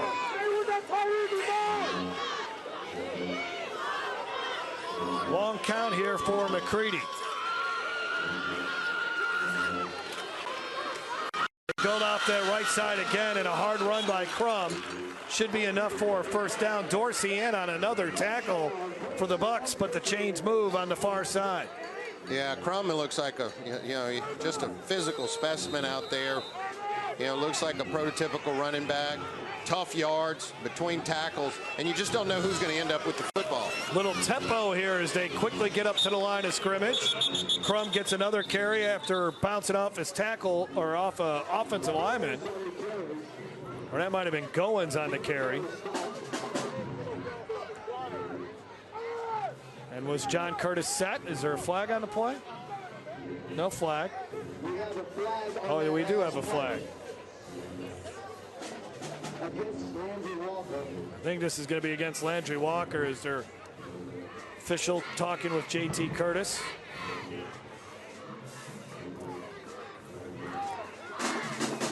Landry Walker kind of overlooked in this area, Jason. When NOLA.com came out with their top 18 player or top 18. Got illegal substitution. 12 men on the field. 5-yard. Replay 1st down. Top 18 teams in the New Orleans metro area. Landry Walker came in at number 16. Well, and I think that's because they lost so much last year. They had a lot of Division I players on this team last year, and they're probably looking at it as some of a rebuilding year. But look, I think this team can get it together and surprise a lot of people. They dominate their district every year. Mix up there, and it's going to be a loss of yards. An easy tackle for a loss by Corey Chairs, who is a really good player, a senior who had 12 sacks and 14 tackles for a loss last season. Yeah, good penetration here by Chairs. Sheds his blocker and makes a sure tackle on McCready before John Curtis could get that play going. 2nd down and 9 now for the Patriots. That's a big play. That's what they needed to force them into this sort of this long yardage situation. A team that likes to kind of chew and grind it up. 2nd and 10 is a lot of yardage for this offense. Ran in the backfield on the left side. And McCready will throw again. Zips one, and it's dropped. In and out of the hands of Mekhi Smith. 3rd and 9. Well, and you're trying to set up an easy kind of hitch route to the outside for McCready, but you can see not comfortable passing the football. That ball should have been released a lot earlier and probably would have been a easier completion for Smith, but held on to it a little too long, and then Smith unable to come up with it, and kind of gives you an indication of why they're not throwing the ball as much as if they had Guggenheim in the game. And you can see here just not as accurate as a throw, but Smith should have come up with that football. Roderick Mitchell on the coverage for the Bucks. 3rd down and 9. They run the draw to Wren. Wren's got room to the far side, and Wren's got the 1st down. Nice play there for John Curtis. Landry Walker had an opportunity there, but the Patriots continue to move the chains. Well, in a little wrinkle there, we hadn't seen a ton of misdirection by John Curtis, but this time they dial up some of the misdirection back across the field, and nobody home there on the weak side. Wren able to pick up the 1st down. From the 23, McCready in the backfield is going to get to the line of scrimmage, and that's it. Did the wise thing and did not try to pitch that football. Travis Compton. And again, Corey Chairs there once again. Coach Emmanuel Powell told us for Corey Chairs, his motor does not stop. He's going to make some mistakes, but he's a kid that works hard, in great shape. Certainly looks like a Division I prospect. Up the right side, Crum for about 5, maybe 6. Well, and unlike Landry Walker, John Curtis has all 3 of their timeouts. You can see we're getting under 2 minutes, and again, they're going to be a little bit more in a hurry up, but still got 3 timeouts to work with. Smith comes into the game for Crum. McCready calling the play at the line of scrimmage in this no huddle. And this is Mekhi Smith. Close to the first down, but I think he's going to be a little short. We're at 1:20 and counting. John Curtis will also get the ball to begin the second half, so they can create a lot of separation right now. You can see they're trying to move a lot faster, get the plays called, just not what they're accustomed to doing. On 4th down, McCready leans forward, and we'll see where they spot him. And they have already signaled first down without needing to bring the chains over. 63 seconds to go before halftime.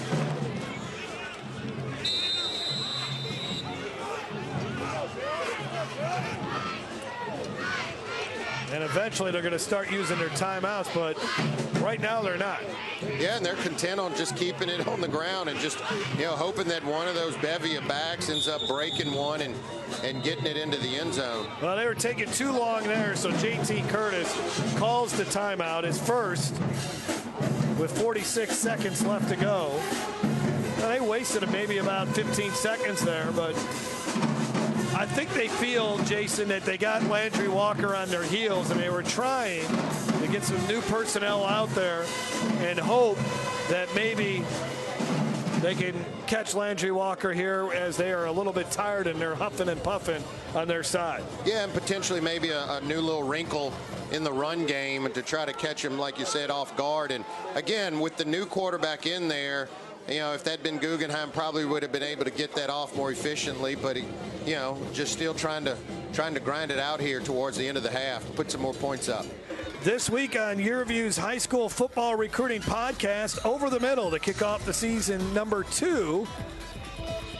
Jeremy catches up with recruiting expert Max Olson. The boys will run down Texas recruiting, SEC, Alabama, Georgia Bulldogs, and Jason Brown, just to name a few. All that and more on this week's episode of Over the Middle podcast with Jeremy Crabtree.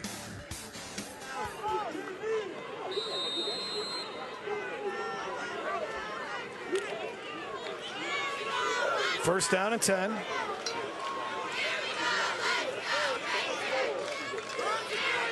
Inside the ITI Technical College red zone.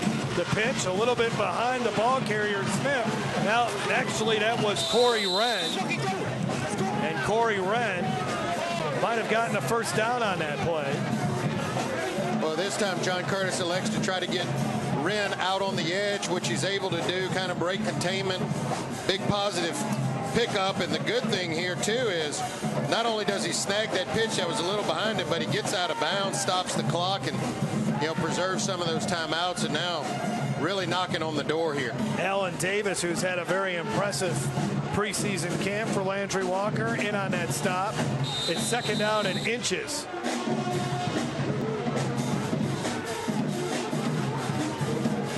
Smith got hit low, and he gets the first down. So that stops the clock with 33 seconds left. Yeah, that was a good tackle there by Franklin, really stepping up in that hole and preventing him from getting in the end zone. Crum and Smith stay in the backfield. It's Smith again. They push the pile forward. Yeah, it looks like they're in there.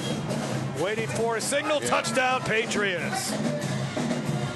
Nicely done as the time was winding down here in this first half of the 2018 season. Well, and again, good clock management. I know that, on that third down or right after that first down, they wish they'd gotten the play off quickly, but still, 3 timeouts. Good job by McCready. Just, again, not trying to do too much, running the offense, being sure of the plays that you're calling, not turning it over, and getting his team back down the field and putting another 6 up for him. 22-6 the score after Landry Walker scored on the opening drive of the night.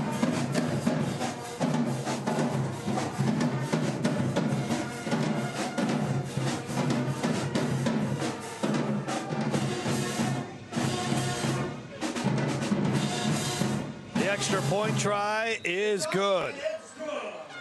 Austin McCready, who's done a nice job leading the John Curtis offense in place of the injured Colin Guggenheim. But his forte is kicking. Well, and he does a good job at it. As you mentioned, his punts have had a lot of hang time. Kickoffs have been deep, and he's connected on his extra point. So a good job in the kicking game by John Curtis. So a 17-point lead now for John Curtis. And they will get the ball to begin the second half. So things looking really good here for John Curtis, ranked number 1 in the first Louisiana Sports Writers Association polls in 5A. I think the Zachary Broncos might have something to say about that before the end of the season, but yeah, but as you know, your Catholic High Bears, I think, ranked number 7. Yeah. They're playing Parkview Baptist tonight. That's been a great opening season matchup. They moved that game up to Thursday night this year. They did. They did. It's always a big one. Parkview rebuilding a little bit this year, too.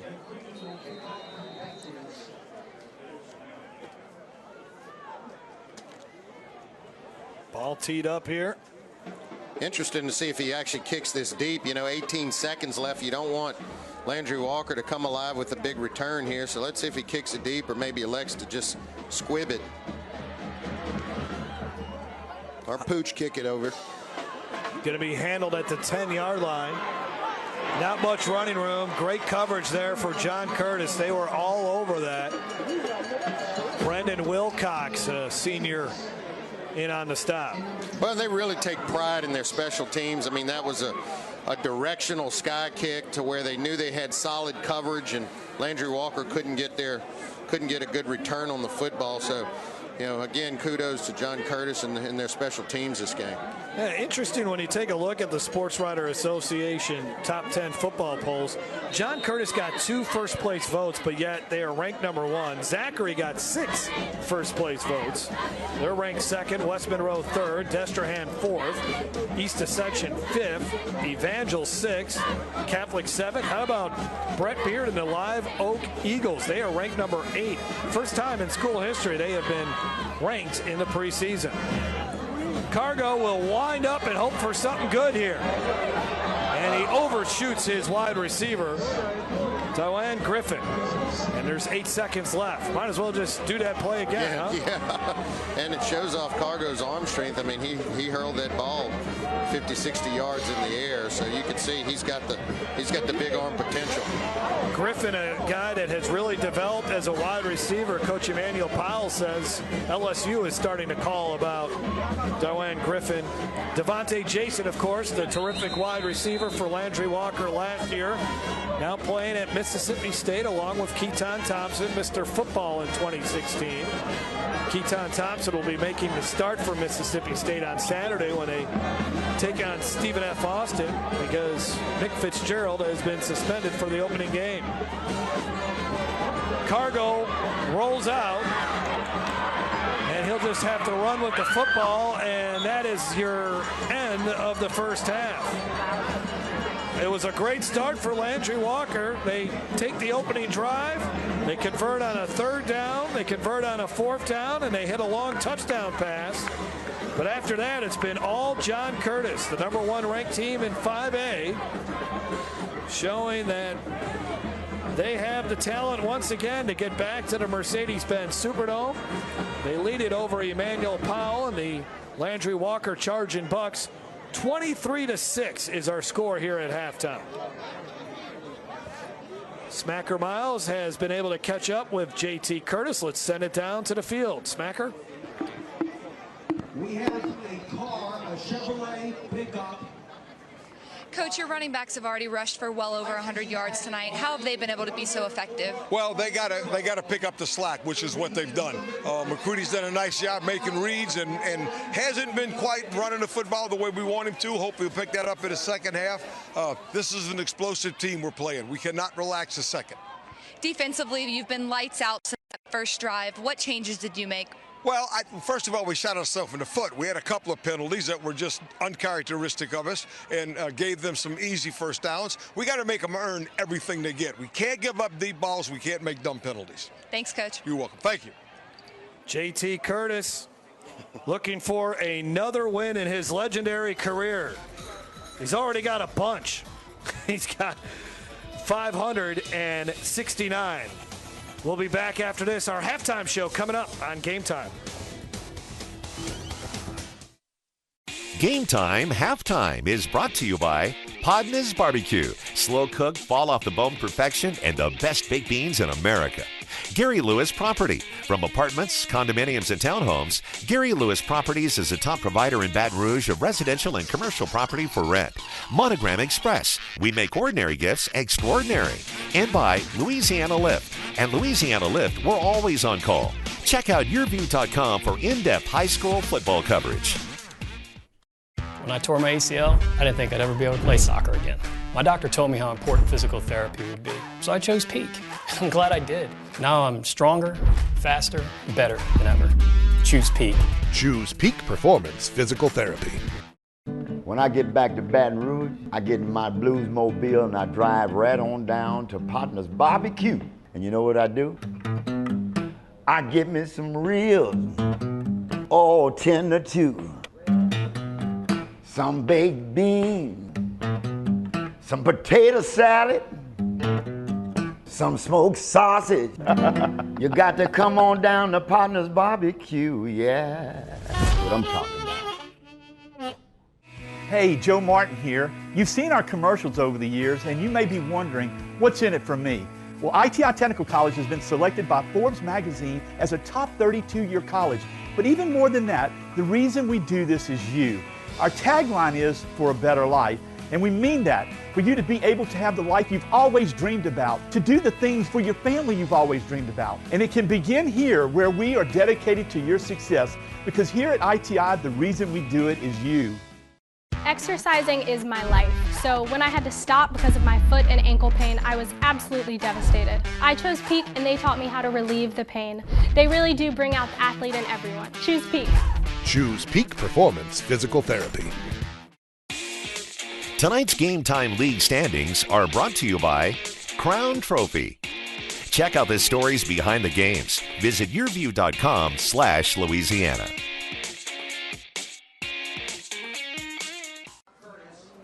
Great night for the start of the 2018 football season as Landry Walker leading John Curtis leading Landry Walker 23-6 at halftime. Peak Performance Physical Therapy, once again a sponsor of the Game Time broadcast on YurView. Let's hear more from Peak Performance Physical Therapy. We're at Peak Performance Physical Therapy. I'm joined by Chris Purvis. We were talking about how challenging these training schedules are for the high school guys and how important it is to just keep healthy day to day. How do you educate these guys and coach them on what to do with their bodies to help them stay healthy? Well, yes, Mac, I mean, we get a lot of injuries, and thankfully most of what we get and most of the things on the field are relatively minor things. And so that's one of the things that we work on, coaches, parents, the kids themselves, trying to give them some advice to make sure that their bodies are ready for the competition. A lot of times in practice, kids will tend to take it easy a little bit, and maybe they're running 3/4 speed and not full speed, or now that they're taking off of some of the hitting, which is a good thing because they're trying to keep from some of the concussion problems. But it really makes it even more important to be going 100% at practice all the time. Coaches tell you play like you practice, and that's really, it's really true, and especially when it comes to the forces that are on your body. If the kids have been going a little bit less at practice, then when they get in the game and the adrenaline's pumping and the band's playing and everything's going, then they're overstressing their bodies, and what happens is they have some breakdown. So we end up seeing problems there that could have been prevented if they would go a little bit harder, and I think the coaches would probably like it too. How important is hydration in this heat? And even towards the end of the fall when it's not hot, how important is this for these kids? Wow, South Louisiana weather, that's us. I mean, it's so bad down here pretty much all the time, and because of the heat and humidity. So we preach hydration, because it definitely helps the performance, and it will help too with, preventing some injuries that would not have otherwise occurred. Thanks, Chris. Thanks again to the great team at Peak Performance Physical Therapy led by Chris Purvis. Now let's find out who our Scholars of the Week are.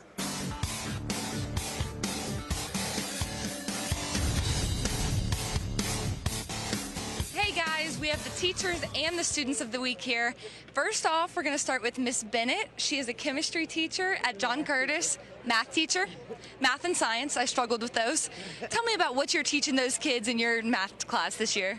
Well, I try to teach them to think. I teach calculus and pre-calculus, and it's the hard math, and right now we're trying to think. Think outside the box and be creative with your math. If you had to guess, why do you think you're Teacher of the Week? Because I answered my phone. I've been there for a very long time, and I've taught all those coaches that are over there and most of those other people that are over there too, parents and everybody, so yes. Thank you, Miss Bennett. We're also here with Miss Spears. She's from Landry Walker. She is the chemistry teacher. What are you teaching those kids in this chemistry class? Right now, I'm getting through to the kids that they are actually scientists, that they wake up in the morning, and even if they think about it or not, they're actually doing science all the time. And so just trying to get them to realize that science is everywhere. Science is a part of pretty much everything that you do. And what we've been doing in the classroom lately has been getting the kids to actually design their own experiments. Like from scratch, design it from beginning to end, come up with their own ideas, and make those experiments actually work. And that's pretty much it. That's what I've been working with the kids with. So you want these kids to believe that they're scientists, yes, which is essentially them believing in themselves. Yes. How do you instill that in these kids?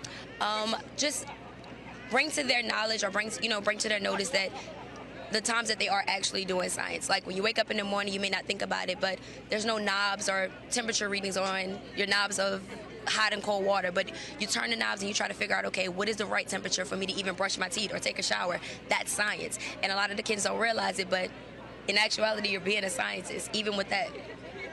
Thanks, Ms. Spears. After the break, we'll be talking to the Scholars of the Week. Stay with us.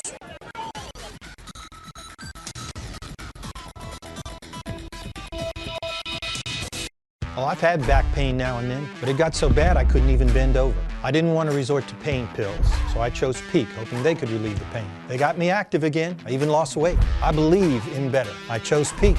Choose Peak Performance Physical Therapy. Okay, listen up. I know you offer great auto rates, local agents, fast, friendly claims, but do you want to be a legend? You got to get tough, kid. When I'm done with you, nothing's going to keep you down. Great talk, Brett. Can we get back to your auto quote now? All right, sure. Great. Get great auto rates and local agents at favrates.com from Farm Bureau Insurance. How about some water? No, thanks. I'm good. Come enjoy a great location just minutes away from the hustle and bustle of the city at Suma Lake Apartments. Experience luxurious living with all appliances included, granite countertops, and walk-in closets. Relax in a peaceful environment by the pool or enjoy fishing in a 9-acre lake. Kids are sure to enjoy the playground and basketball court. Located in Livingston Parish in a great school district. Call today, 225-686-1111. I think that people want to be in West Feliciana because it's truly one of the unique parts of Louisiana. That if you live in West Feliciana, you can have it all. You can have a great lifestyle, a government that works for you and is open and transparent. You can have wonderful neighbors. You can have a great school. You can live in an environment that's free of fear from crime. We're less than 20 minutes from the Baton Rouge Airport, 30 minutes from the state capitol. What we have in West Feliciana is a place where you really can have it all. I spent years suffering from knee pain, so I decided to have replacement surgery. My doctor did a great job, and he allowed me to choose Peak for my PT. I should have done this a long time ago. I'm so glad I chose Peak. Choose Peak Performance Physical Therapy. Tonight's Game Time Player of the Game is brought to you by ITI Technical College, your key to a better life. Check out the stories behind the games. Visit yourview.com/Louisiana. Welcome back to Behrman Stadium. I'm Smacker Miles, joined by our Scholars of the Week. We have Jeremiah here from John Curtis. What's your favorite subject? Math. Why are you Student of the Week? Because I volunteered. How do you respect your authorities at school and your teachers and your teacher over there? Well, I give them the proper pronouns and stuff and call them by the proper titles, and I also, I just try not to be bad in class, like talk a lot and stuff like that. How can you be your best self as a student? By studying and working hard and, just try not to play around too much, I guess. Thanks, Jeremiah. We also have Keyshawn here. He's from Landry Walker. What grade and what's your favorite subject? I am 11th grade and my favorite subject is science and chemistry. And I believe I was chosen as a Scholar of the Weekend because I have strong perseverance and effort. When you wake up, you have two options: it's to be successful in life or not to be successful in life. So I took the path to be successful in life. So I can make a path for my family and my children later on in life. It sounds like you have great goals to be on that path to success. Where would you like that path to take you? Any path that could take me out of New Orleans, it's I'm just trying to say that I want to travel and have an experience that my parents didn't have. So I could set an example to my children and my other family members. What kind of career would you like to have? I do want to do boxing, but if boxing doesn't go right, I want to be a radiologist. Thank you, Keyshawn. We will have much more for you and the second half after this break.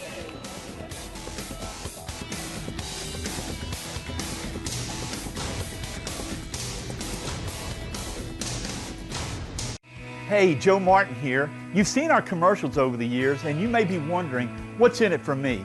Well, ITI Technical College has been selected by Forbes magazine as a top 32-year college. But even more than that, the reason we do this is you.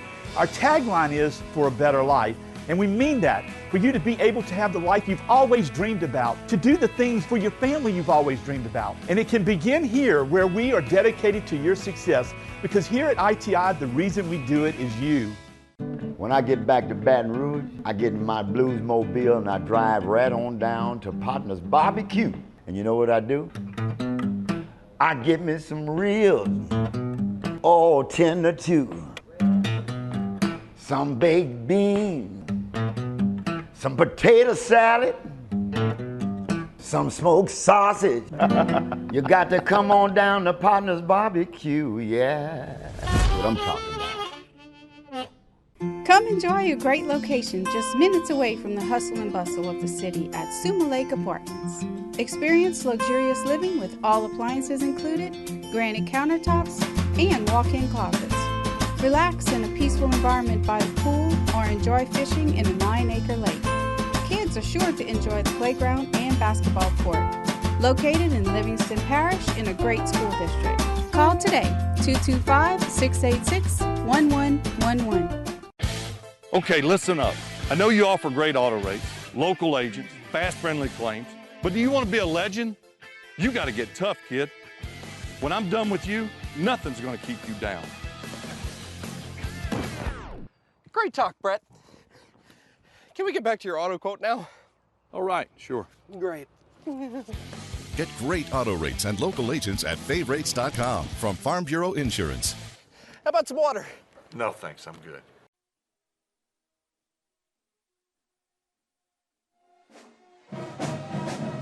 (23-6) is our score at halftime. John Curtis leading Landry Walker. Louisiana Farm Bureau Insurance Company, a fine sponsor of Game Time. Let's hear again from one of the local agents here in South Louisiana. Hi, my name is Sheldon Cannon, your local Farm Bureau agent. one of the many great things that we like to do here in my office is to give back to the local high schools. The local high schools host golf tournaments. We go out to the golf tournaments, play a little golf, interact with the community, and be that face, be that knowledgeable voice in the community that they can reach out to, they can touch. I'll give you guys an example. I was actually at one of those golf tournaments, and I met a young man who just wanted to know what he can do, what his options were. So I gave him my number. He actually called me that afternoon after he had gotten into an accident where he, just needed some help at the time. He just needed to know what he could do, who he can call, what procedures to follow.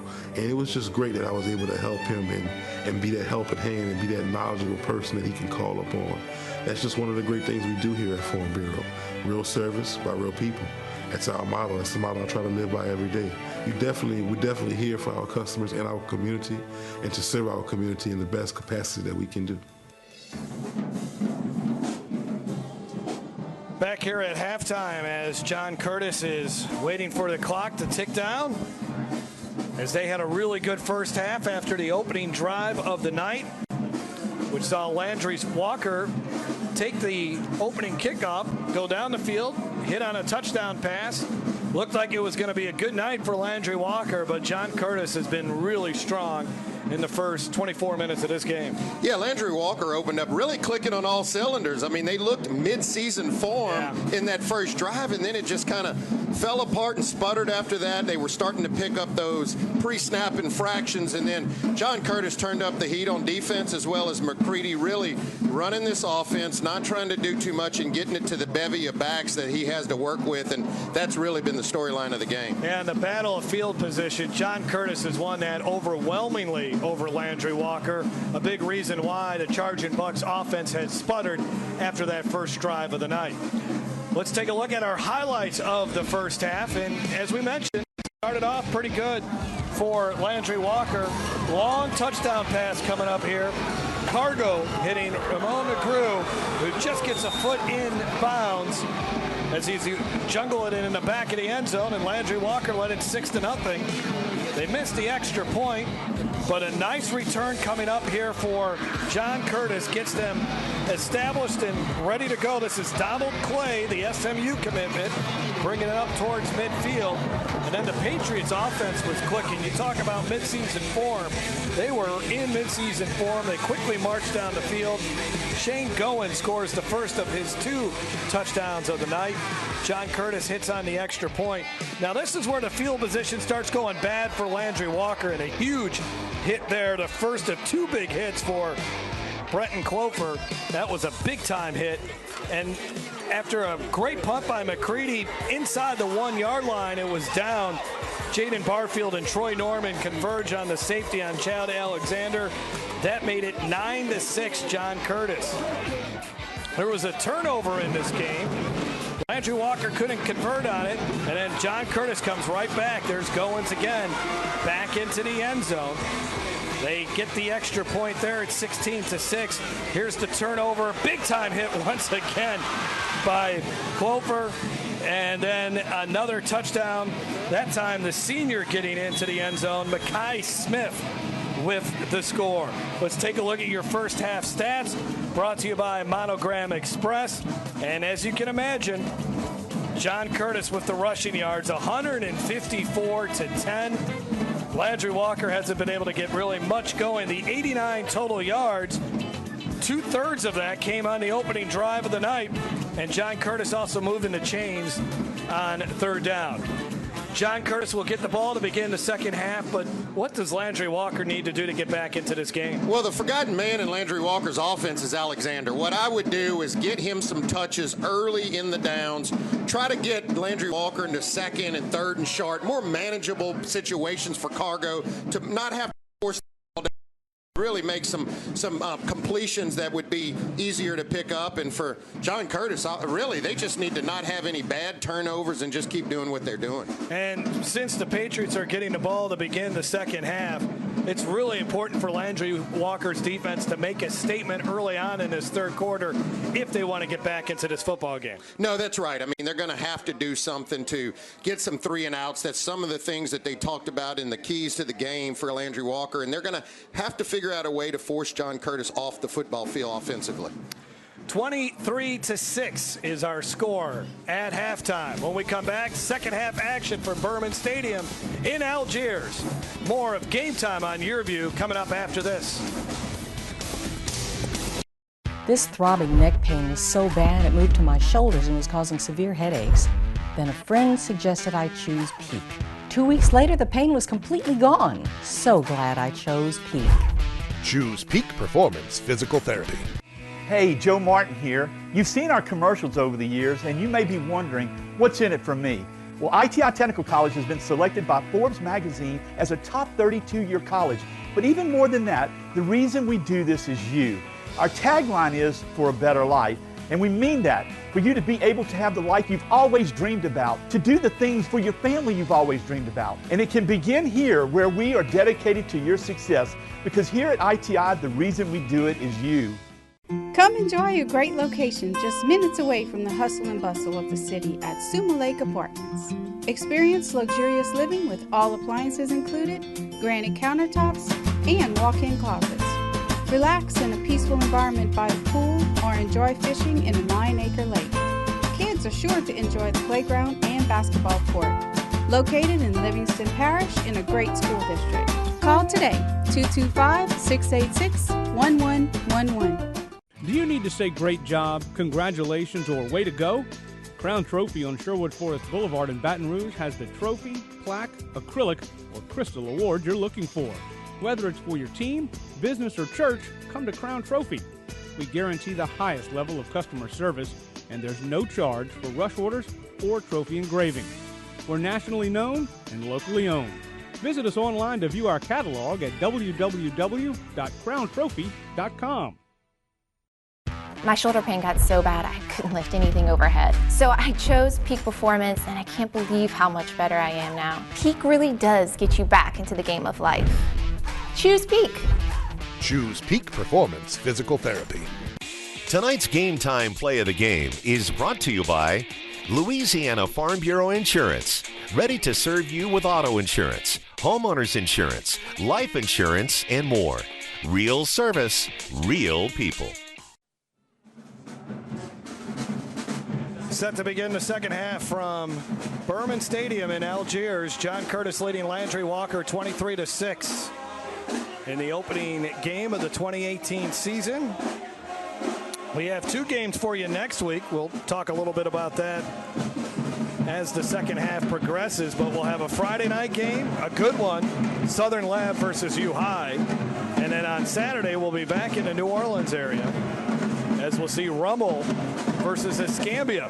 So look forward to doing double duty next week. Well, I'll be doing double duty. Jason, you'll be doing something. Oh, you know. I'm sure you'll have a good one, partner. Yeah. Let's send it down to Smacker Miles, who had a chance to talk to Coach Emmanuel Powell for Landry Walker. Smacker? Hey guys, Coach Powell said that they're just self-inflicting wounds and that the message at halftime was just to stop that. They need to execute and relax and do the right thing and get that special teams together like he mentioned earlier in the week. He said that last year John Curtis beat Landry Walker on special teams and that he thinks that they're not executing in any aspect of this game the way that they want to right now. He said that regaining that momentum is just about relaxing and executing. Back to you guys. Good stuff, Smacker. The other thing, there was a lot of confusion in that first quarter, Jason. They ended up burning all three of their timeouts in the opening quarter. Not what you want to do to begin the 2018 season. No, and I mean, Smacker is exactly right. He's remembering, Coach Powell is remembering last year, and Landry Walker had the same struggles against John Curtis in the opening game of that season. And so, just not crisp, not getting the right personnel out there, and then after that first drive, everything was really just downhill, self-inflicted wounds and, penalties and just not performing well on special teams either. So they're going to re-kick after Landry Walker was offsides, kind of on cue there, right? When Smacker's talking about don't make mistakes on special teams, they have a player be offsides on the opening kick of the second half. From the 18. And another good return and more good field position for John Curtis. as that was Donald Clay on the return once again. 4.4 speed for number 9, Donald Clay. And it's now 1st and 10 for John Curtis. Austin McCready has done a nice job leading the offense. In case you just joining us, Colin Guggenheim, who threw for over 1,000 yards last season and nearly rushed for 1,000 yards, not playing in today's game because of an injury. And let's see, I'm sorry, Jeff, go ahead. Well, I was just going to say, he got hurt in practice, and the hope is maybe he'll be available next week when John Curtis plays in Shreveport a week from tonight. Big hole off the left side and a nice run and a good start for the Patriots. Mekhi Smith, 7-yard run on 1st down. And I was going to say, let's see if McCready does more with his legs and maybe keeping the football a little bit more. We saw J.T. Curtis at the end of the half when Smacker was interviewing him saying, hey, the one thing he would like is to get him running the football more and kind of creating that 3rd and 4th option in terms of moving the football. 2 wide receivers to the far side here for the Patriots. And more Mekhi Smith, and Mekhi Smith looking to break one here, all the way up to the 20-yard line. And he had a 42-yard run into Jamboree, a guy that has the ability to take it to the house with his 4.5 speed. Well, this is just good vision, good blocking. I mean, that's just mano-a-mano blocking, and Smith just seeing the hole and, you know, not playing around in the hole, but getting north and south quickly. 24 yards on that carry for Smith. And now that time with the carry was Shane Goins, and he got met right at the line of scrimmage. Trevin Stacker on the tackle for Landry Walker. He's a guy that can really go sideline to sideline, and Coach Emmanuel Powell talked about how he really feels the light is coming on for Stacker. John Curtis is in the Gary Lewis Properties red zone. Came up to the line of scrimmage like they wanted to run a play, but now they'll huddle up.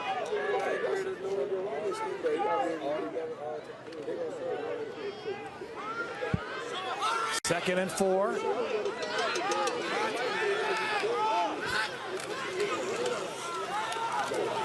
Breaking, bouncing off tackles, Shane Goins.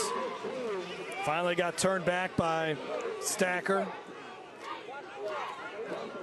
And a lot of these plays that Curtis is running, it's really McCready getting to the line of scrimmage in the same set and then making the decision which way he's going to end up running the football after he gets to the line. 3rd and 4 for Smith. And he gets covered up fairly quickly, close to a 1st down. Stacker in on another tackle as he gets off the bottom of that pile. There's a look at Mekhi Smith, 6-foot senior, 190 pounds.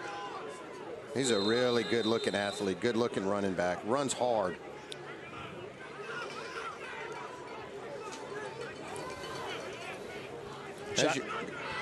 John Curtis had to replace a lot on offense last season.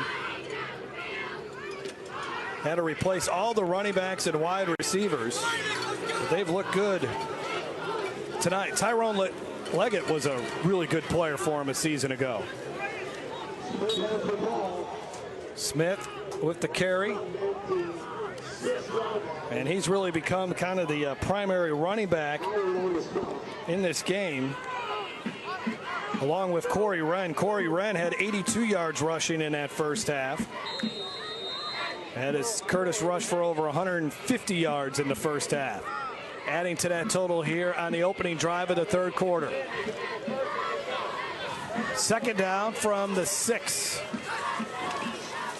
McCready keeps it, got hammered, bounced off one tackle, still on his feet. Boy, big hit there by Damon Johnson, but he didn't wrap him up. And McCready just kept going, and now a flag comes in late. Well, temper's flaring a little bit, and Curtis opens up the half and just kind of smashes it down their throat again, and frustration starting to kick in. You'll see these things happen here. Personal foul. Well, it's going to go against the Patriots. How about that?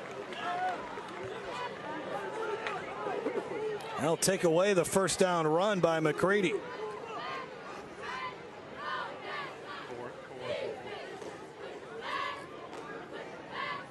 and also back them up quite a bit too. Maybe a break that Landry Walker can capitalize on and, you know, try to keep this game within some perspective here. After the play, unsportsmanlike conduct on the offense. They made the line again. It's a 15-yard penalty.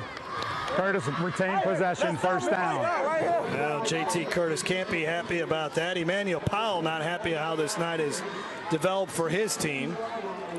Down by 17, but here's an opportunity for Landry Walker to do something defensively and at least keep John Curtis out of the end zone. The first down counted, and then they marked off the 15 yards, so it's first down and 10 from the 16.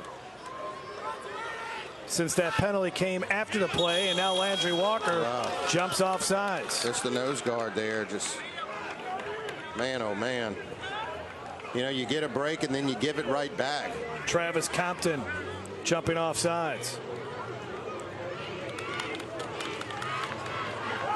Prior to the snap, false start, offense, number 85. 5-yard penalty, go first down. John Curtis continues hurting themselves. That's Connor Orgeron, the freshman, who JT Curtis is really high on. Ended up coming out of his stance, had a 40-yard catch in the jamboree. John Curtis lost its starting tight end, Levon Williams, to an ACL injury at the end of spring practice. And of course, last year they had Glenn Beal, who's now over at Texas A&M. The Aggies playing tonight against Northwestern State. A pass, and that's a little bit too high for Princeton Stevens, right on cue. He's the new starting tight end, moved from linebacker. Well, again, here's an opportunity for Landry Walker.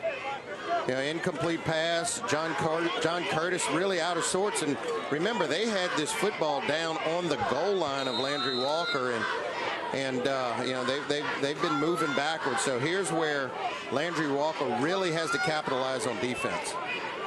2nd and 15 with the football just outside the 20-yard line. 11 seconds on the play clock. Is Curtis late getting the play in? They may need to burn a timeout here.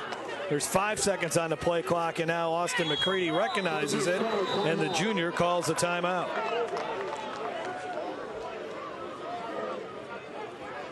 .808 left to go. So no Colin Guggenheim tonight. There he is, a look at him, and I don't know if he could play next week. It don't look good, but he was really good last season. He threw for over 1,000 yards. He put on 10 pounds in the offseason. And Coach JT Curtis said he's actually faster this year. Really, he's a guy that can get to the edge. You talked about it earlier. McCready, you're not expecting him to run the football, but with Guggenheim, you have to respect his ability to rush the football. He averaged 18 yards a carry last season, or 8 yards a carry. And we've seen him progress. I mean, he's been playing in this system as a freshman, and each year he's really gotten better. And you know, we talked about the little drought of state championships that John Curtis has had, but you know, if they can get him back healthy, he could really be the difference here now in his junior year of running this system. And you're right. I mean, he gives them that explosiveness on the outside. You can see there he had 1,000 yards throwing the ball, but he had nearly 1,000 yards rushing the ball as well. So you talk about balance. That's pretty good. Had a broken finger on his throwing hand. Played with it in the state championship game last year, and when the Patriots got behind Catholic and needed to catch up, it made it a very tough chore for John Curtis to move the football. That was a great Division I state championship game last year. Corey Wren on the carry, and a nice run off that right side.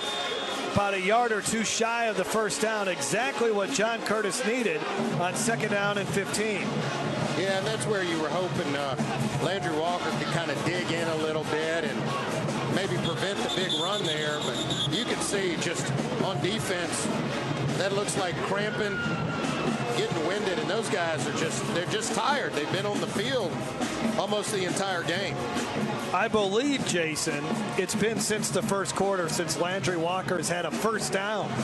So that gives you an idea of where the time of possession is really slanted towards John Curtis. We'll take a break. 7:46 to go in the third quarter. Patriots up by 17, looking for more. Back after this on Game Time. Okay, listen up. I know you offer great auto rates, local agents, fast, friendly claims, but do you want to be a legend? You got to get tough, kid. When I'm done with you, nothing's going to keep you down. Great talk, Brett. Can we get back to your auto quote now? All right, sure. Great. Get great auto rates and local agents at favrates.com from Farm Bureau Insurance. How about some water? No, thanks. I'm good. I think that people want to be in West Feliciana because it's truly one of the unique parts of Louisiana. That if you live in West Feliciana, you can have it all. You can have a great lifestyle, a government that works for you and is open and transparent. You can have wonderful neighbors. You can have a great school. You can live in an environment that's free of fear from crime. We're less than 20 minutes from the Baton Rouge Airport, 30 minutes from the state capitol. What we have in West Feliciana is a place where you really can have it all.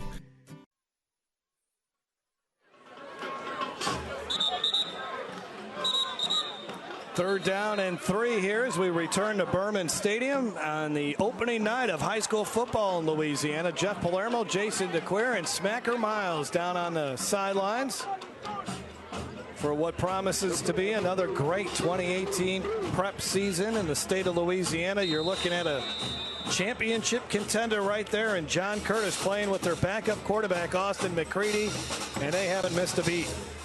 Third down and 3. Back to Smith. They have been working that right side all night long, and there's another first down. You know, the thing about it is most teams, when you prepare for and you play against John Curtis, you know they're going to run this veer option, and you bring hats and you bring people to the line of scrimmage, but then, you know, it's just such assignment football that you can't stop it. I mean, it is. You know, what has McCready attempted 3 passes this football game, and it's just, you know, back after back and getting up to the line of scrimmage and trying to identify those holes and those weaknesses in your defense. They've had the ball for the entire third quarter as this veer offense continues to wear down the charging Bucks. First and goal from the 3. Good hard inside run. Did he get in there? That was Corey Wren on the carry. And Wren is... McCready got drilled on that play, and he is down, Jason. I mean, he got hammered. He did, and when you run that fake, you know, the defense don't necessarily know where the ball is going to be, and they're taught to go through the play. And is it a double cramp, or are they trying to... Well, I'm worried about the shin where they're operating. I don't know if it's a cramp or... Watch this hit once again.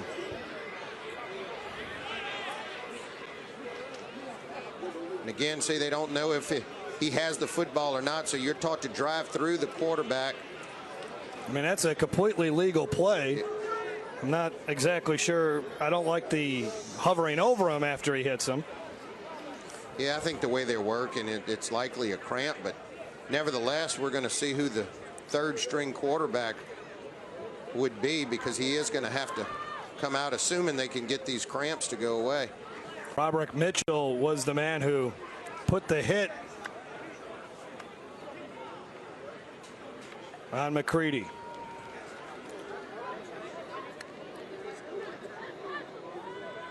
Did we know what day of the week Guggenheim went down? I'm wondering. Tuesday. He said Tuesday. It was Tuesday, so it gave him a little time to prepare, and obviously, you know, you start thinking on a hot day and hydration, how much of that he's had.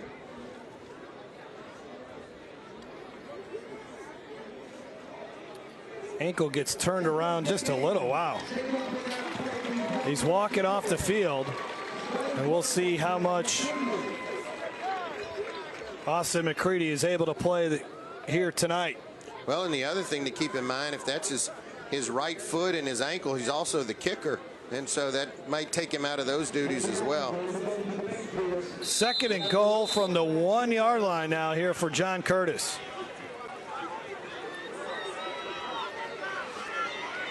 In at quarterback, it's Tyler Taylor, and there's a touchdown. Tyler Taylor on the quarterback sneak. How about that? That's a vulture touchdown, Jason. The freshman scores his first.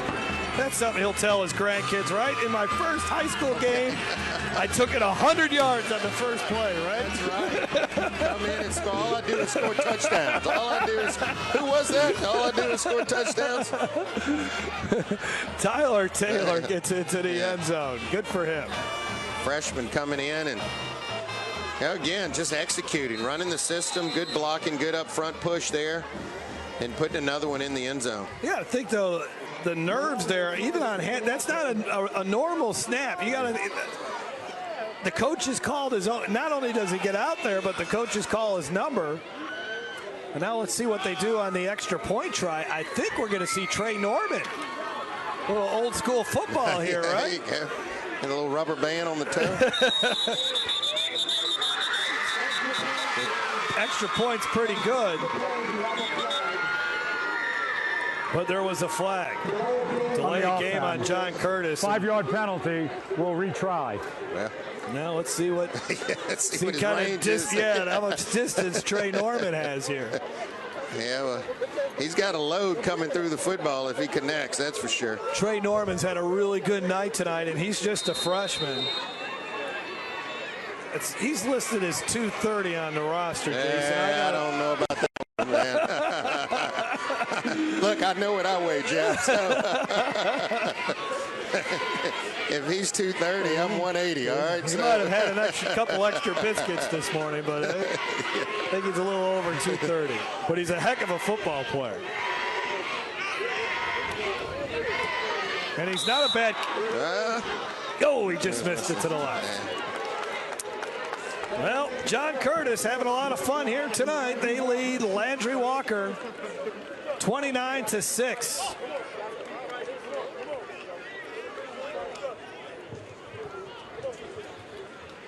So these two coaches very well respected. Of course, JT Curtis entering his 50th year in coaching. It all started for him as far as his, how about that?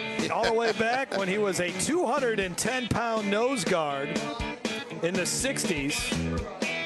See, they got to show the helmet in those pictures, man. Yeah. You know, that's the interesting thing. And the footballs were different sizes, too. And then he became the head coach at John Curtis when he was 22 years old. Wow. Taking over the team that ended up not winning a single game that year. And then Emmanuel Powell, well, there's another picture. How about that? A good-looking guy, huh? There you go. And then here's Emmanuel Powell. He played after a really good high school career at Old Perry Walker. He played defensive back at Utah. And Emmanuel Powell now here at Landry Walker. Of course, Landry Walker is a combination of Old Perry Walker and LB Landry. They've been very good on the basketball court. They've won a couple of state championships. Norman kicking it off.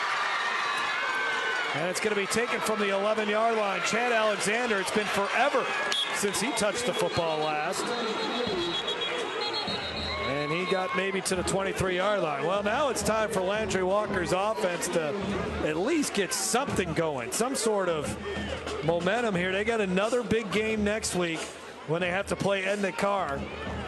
And we talked about this earlier in the broadcast. Landry Walker plays such a difficult, as there you take a look at the ITI Technical College scoring drive, they play such a difficult pre-district season or pre-district schedule every year. And when you look at what they've done here recently, they are just 1-5. Below the waist. On the receiving team, number 1, it's a 15-yard penalty. First down, Landry Walker. Oh, boy, they just can't get out of this hole with these penalties. And again, poor field position for the Charging Bucks. But Landry Walker is just 1-5 in pre-district play the last 2 seasons. And you look at it, very difficult. Ed-Nakar, Warren Easton. Now, once they get into district play, they've dominated there. They've won 20 straight district games. They're 14-0 in district play the last 2 years. John Ehret and Chalmette are really the 2 teams that should challenge them in this district.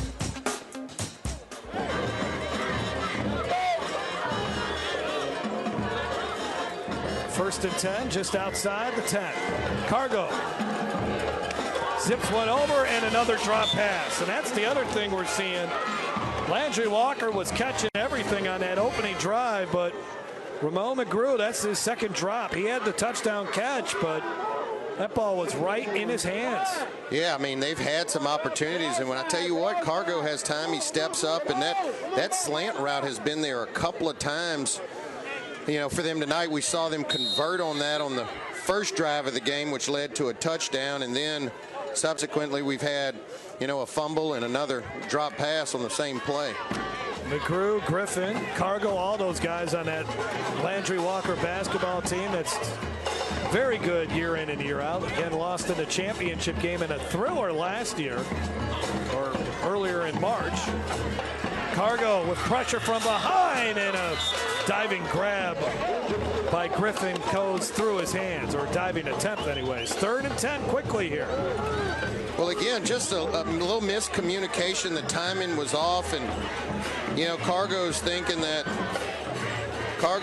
Griffin is going to cut that out, and just doesn't come out of the break. And again, I think that's why you see Landry Walker struggle so much at the beginning of the season. Their offensive spread is really built off of timing. The receiver and quarterback have to absolutely be on the same page, and if that's off just a little bit, it's hard for this offense to click and go. 3rd down and 10.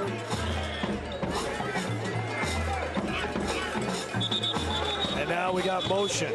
Yeah, Barfield looked like he was coming on the blitz, and I think maybe the left tackle may have jumped for Landry Walker.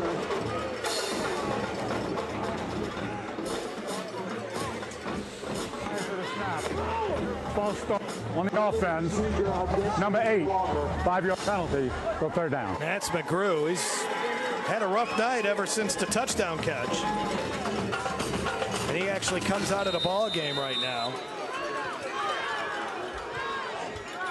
Catino Ray, he's into the game for the Bucks. 3rd down and 15. They need a big play. Cargo maybe changing the play up here at the line of scrimmage as he communicates with his running back, Alexander. Well, Curtis showing blitz down there, backing out of it a little bit. Quick pass, and there's a completion, but not nearly enough for a first down as Jasper Cook on the catch. Caleb Spann, a sophomore cornerback that JT Curtis says could be really special. Number 5 there, who's just in your screen, was in the vicinity there. And Landry Walker has to punt again after a 3-and-out. Yeah, again, you know, kind of the same song there. Penalties, you know, drop passes, and deep behind the chains. 3rd and long, can't convert. Hydration timeout, which is what we do through August and September here in Louisiana. Come at the 6-minute mark. If there's not a natural break, they stop the play, or stop play, so everybody can hydrate. Tell you what, it could have been a much worse day. We had some hard showers come in earlier today, and it was, you know, typical 100-degree day. But after the showers passed through here, it actually, if you can call it cooler, but you know what, 85, 90 degrees these days is cooler weather. It's a very, very nice night. Well, don't miss any of the action. Go to YurView.com/football and sign up for the Game Time newsletter to get the previous week's highlights, stories, and recruiting news, along with a preview of the upcoming week's matchups delivered straight to your inbox. And again, next week we'll have 2 games for you. On Friday night, it'll be U High and Southern Lab on the campus of Louisiana State University. And then we'll be back down in the New Orleans area that Saturday for Rummel and Escambia from Pensacola. Line drive punt that bounces and rolls up to the midfield mark. And John Curtis will have great field position again from their own 48. Well, let's see who comes out for quarterback here for John Curtis. We saw McCready went down during their last possession. They had to bring in a freshman quarterback.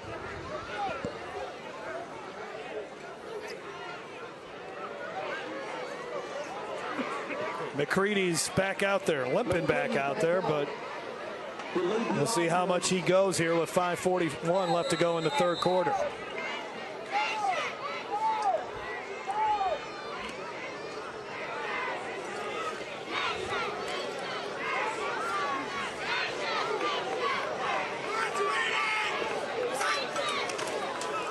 Goot, how about this? McCready will throw, and his pass is caught.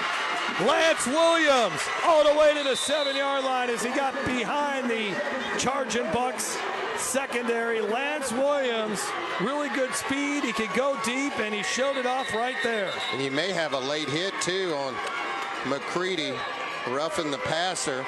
I think that's what they're going to call here. You can see here is a good play set up on the first play of this drive, and really just caught Landry Walker off guard, completely selling out against the run. And good concentration. Hey, that's all you needed to do, is just make sure that ball gets out there. Lance Williams was so open. Just put it out there to make sure he can make the play. And then obviously the late hit is going to tack on some. It was a 41-yard pass play. On the defense, half the distance tacked on to the end of the run. Automatic first down.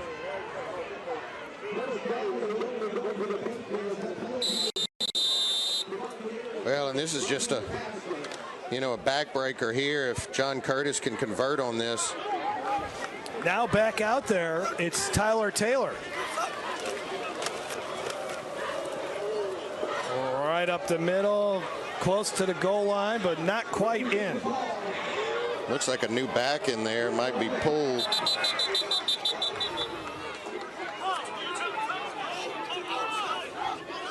And now they signal touchdown, is that right? Yeah.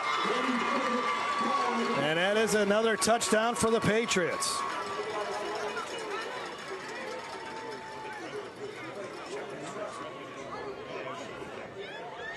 Well, here you go on the carry. We can see if Poole is able to get across the goal line. A little tough to see from that angle. Let's see if the knee is down first.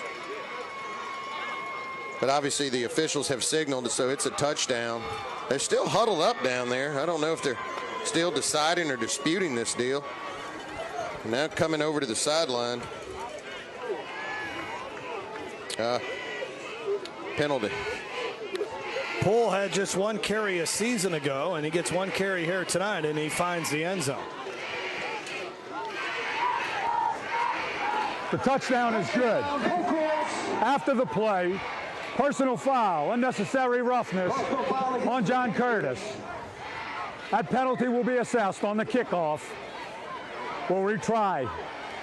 Getting a little chippy out there now, Jason. Seeing a lot of 15-yard penalties. Let's see if our boy Norman can convert here. Wide left the last time. This will be the normal distance since they're going to take the infraction on the kickoff.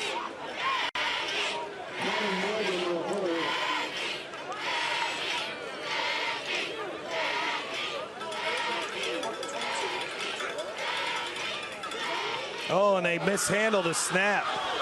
Now it's just survive that. It's Colin Morgan. The snap was a little high. He couldn't come it down. More pushing and shoving. Not what you want to see. But cooler heads prevail. And a 29-point lead right now for John Curtis in a very impressive Week 1 performance against a talented Landry Walker team that right now just can't get anything going offensively, and they can't stop this John Curtis offense. No, that's right. I mean, the combination of both of those are not good, and that's the result on the scoreboard. Just offense can't get in rhythm, and you're sitting here saying, look, 35-6, and obviously you cannot allow your team to get deflated. Even if you don't prevail in this game, there is still a lot that you can work on. I mean, you need to be able to use the remaining of this quarter and the next quarter to try to get this team in some sort of rhythm there. And you can see 2 plays, 52 yards, and only 36 seconds. You would normally think that would be a scoring drive for Landry Walker, not John Curtis, but had the big play on first down. Yeah, big pass play there. Austin McCready hitting Lance Williams for 41 yards. Sets up that touchdown. And a warm night, and John Curtis has been hot here tonight. They've been very good.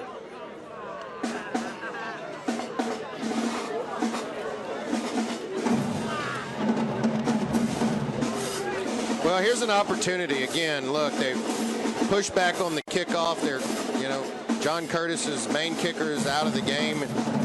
Norman can't kick it quite as deep, so here's an opportunity for Landry Walker to finally get some good field position. But, Jeff, they can't commit any infractions on this play. I mean, that's what they got to do is get a good return and no penalties. Don't block anybody in the back and give your offense an opportunity to start well. And maybe they can run the ball a little bit right now, even though they're down by 29, just to try to keep their defense off the field for a little bit.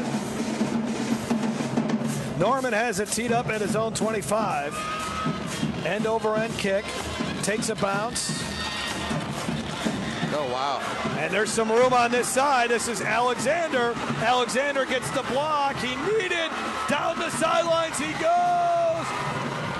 Touchdown. Wow. Unbelievable by Alexander. And we mentioned it at the outset that, look, if he gets any daylight, he can take it the distance, and 70 yards on that kickoff return. And this is unbelievable. I don't know how he escapes right here. There are 3 John Curtis defenders there, and he just splits them. And let's watch him tightrope the sideline. Wow, that's close. Breaks the tape at the end. This is special. That is a special play right there. And, kind of lightning in a bottle. And once he gets to the outside, and that's incredible control with his feet, not stepping out of bounds. So that snaps a run of 35 consecutive points there by John Curtis. The only downside, Jeff, about that return is, guess what? The defense comes back out on the field, I think you try an onside kick and see what happens. Looks like they're going to go for 2. Jaquan Dorsey is in as the quarterback. Dorsey, nowhere to run, and he got hammered. The ball came loose, but they're going to say no conversion there. And Trey Norman has the football in his hands, but it doesn't matter. They didn't convert the 2-point conversion. And with 4:50 to go before the third quarter ends, it's 35-12, John Curtis over Landry Walker. Well, let's see if they can build off of that. I mean, that's the kind of explosive play that they needed, and now you got to just kind of rally the troops and look, see if we can force a 3 and out and get the football back. We'll see what Emmanuel Powell decides to do. I don't think he was happy with the decision making there for Dorsey. He really ran into a brick wall. Looked like he was motioning. He got to pitch it out.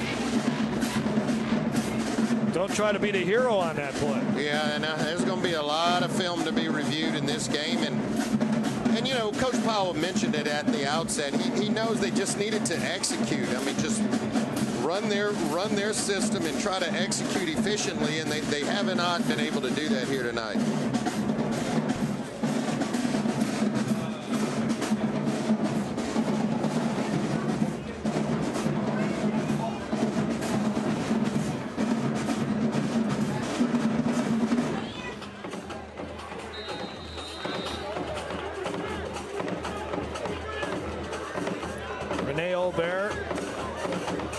Has it teed up. No onside kick. Line drive kick. Plenty of room here for Curtis to return another one. But the ball comes out. There's what you need. Somehow, oh yeah, Landry Walker does have it. Wow, that's what you need. That ball kicked all the way to midfield, and it went right into the hands of Juwan Jones. That is huge, because now Landry Walker's defense does not have to go back out on the field. You just had a big strike for a touchdown, and good field position for your offense. And here's really, believe it or not, as lopsided as this game has seemed and has been, there's an opportunity to get back in this football game in the third quarter. It's amazing. The ball somehow made it all the way up there. Right. Well, great field position here for Landry Walker as a couple of big special team plays Corey Wren fumbling the ball there. That's the second turnover of the night by the Patriots. And this Landry Walker side is getting fired up. And look, you don't have to get it all back, you know, in 1 or 2 plays. Again, I would work Alexander, work your system, pick up a first down, and, you know, try to move this ball towards the red zone. Cargo will throw on first down. Over the middle, and it's nearly intercepted. Getting his hands on it for the Patriots. And that was Jordan Stipe. And again, right back to the air. I would really like to see in some of these earlier downs, you know, see if Alexander can pick you up 4 or 5 and move it into kind of shorter distance to convert. Now you're looking at a 2nd and 10. Plus, you just saw him return a kickoff 70 yards. Yeah, I really felt like they would try to use him more. Of course, they haven't had many possessions. He gets it that time, runs straight ahead, and he got nearly a first down with the ball on the ground again. Unbelievable. And it is recovered by Cloper, or are they ruling that he's down? No, it looks like it's going to be Patriots football. Unbelievable. And that's what I thought they needed to do more, run the football. I think there's some area within that defense to do that since you're spreading them out. But clearly that's just when it's not going your way, it's not going your way. And boy. And that's the second turnover for the Charging Bucks. So now 1st and 10 at the 37. And that would have been a first down. McCready back out there.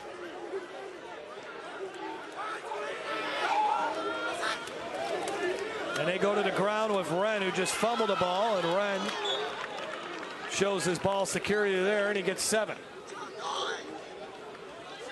Curtis was running some up-tempo earlier in this game. Now they'll huddle up. Oh, yeah, I'm sure they'll be extremely methodical now. And, you know, with the quick strike by Landry Walker, I think they're thinking, hey, let's chew this up, preserve the lead, and try to get out of here with the victory.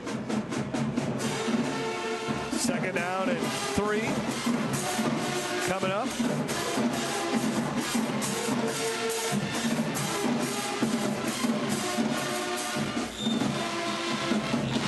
Timeout, Patriots. Boy, JT Curtis is, I mean, he's livid over there on the sideline. He is losing it. He is not happy with his backup quarterback, McCready. And I think for him, he knows when the team is just getting a little bit sloppy. He's seen him give up a quick touchdown on special teams, then a fumble. And I think that's one of those timeouts where you pull your team over and you say, this ball game is not over. Put your heads back in it and quit with the sloppiness. Still a lot of fire left in that belly of the 71-year-old JT Curtis. He is the active winningest coach in high school football right now. And in about 5 years, if he's still coaching, which I think he will be, he could surpass John McKissick, who retired recently from Somerville High School in South Carolina. Mike Smith is still active at Hampton High School. Larry Campbell, he just retired. On the carry here, but what a great career for JT Curtis. 569 victories. Well, it kind of hurts him a little bit with the split.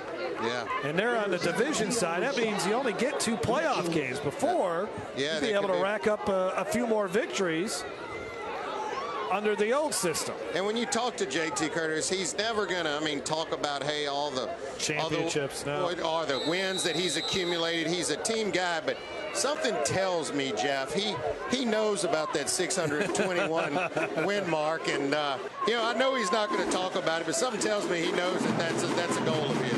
Another run here for Wren. Gets 5 more or so. On first down.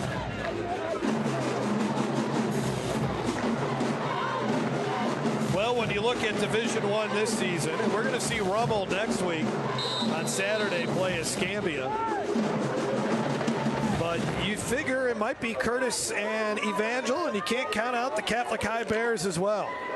Yeah, I mean, last season for Catholic, nobody would have thought they would have been in that championship game having to get through Evangel, and somehow just kind of willed themselves to that game and able to surpass John Curtis. Goins for a couple. Scotlandville also ranked in the top 10.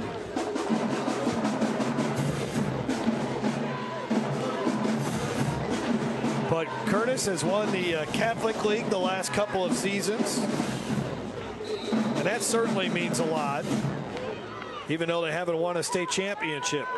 Well, it was a big year for Baton Rouge, you know, with U-High and then Zachary winning that in the Baton Rouge area, and then obviously Catholic High, you know, winning the Division I select side of it. Curtis went 11-2 last year, 6-0 in district play. Keeping it is McCready, and I think he's got enough for a first down. Austin McCready has directed the offense well in the absence of Colin Guggenheim. Well, and not to overemphasize it, but I mean, you know, this is when you really have a well-built program and a system, because, you know, most teams, if they knew during the middle of the week that their star, their stud, their starting quarterback was not going to be available, there's sort of a sense of panic. But with John Curtis, there's no panic. The next guy, McCready's done a good job of directing this offense. Nice run by Goins as he gets about 5 or 6.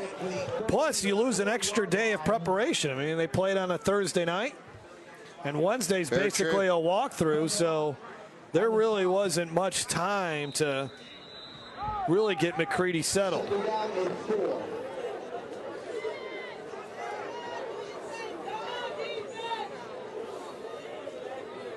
Under a minute to go in the third quarter. Curtis has scored a couple of touchdowns in this quarter. They led it 23-6 at halftime. And McCready's going to throw, and he gets hit, and the ball is out again. Who's going to grab it? And Curtis recovers it. I'll tell you what, when it's not your night, there were 2 Landry Walker defenders who basically had a chance to just dive on that ball, and it would have clearly been their football, and just could not get possession of it. Watch here.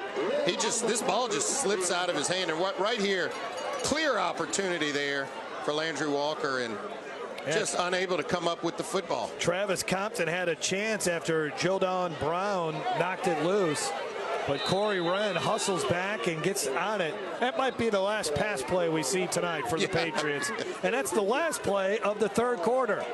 35-12 is our score on opening night. The John Curtis Patriots flexing their muscles once again. 12 more minutes coming up. You're watching Game Time on YurView.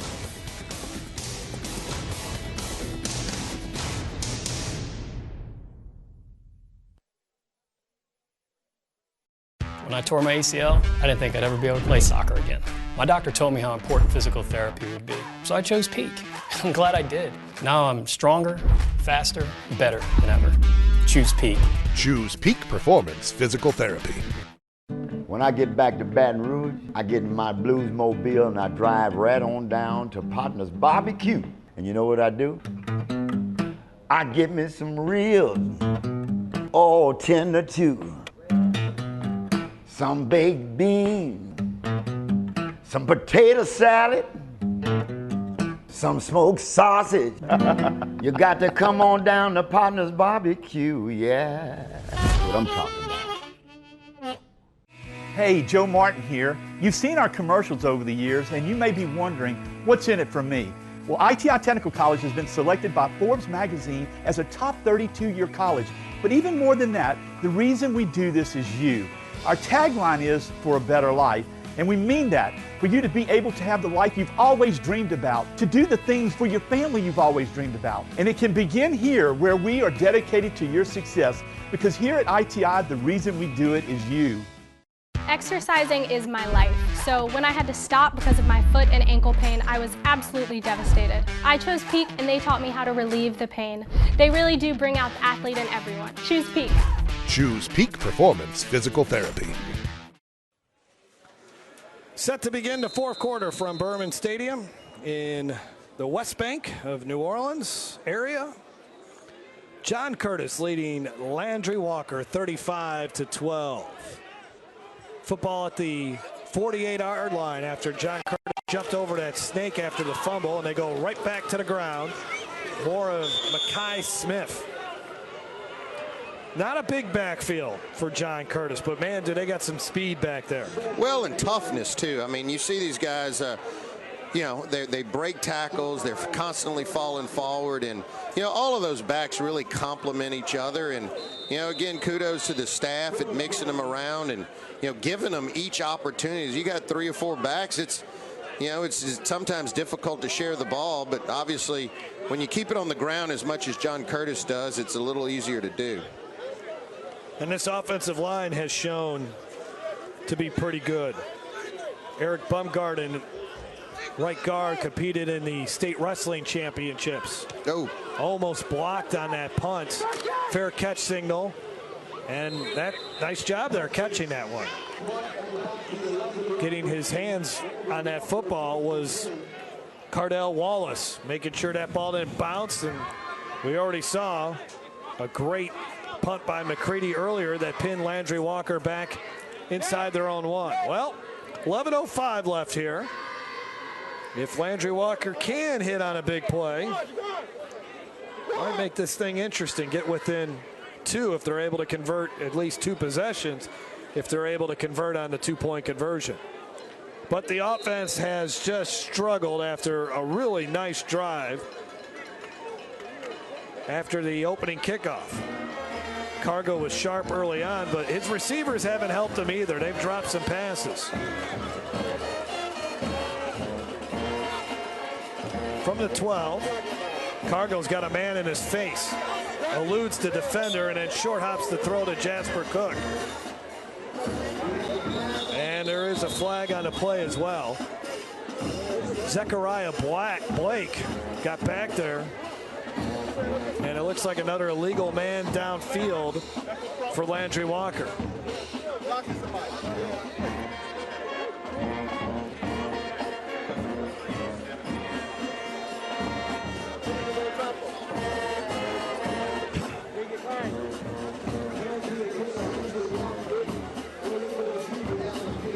Field offense number 64.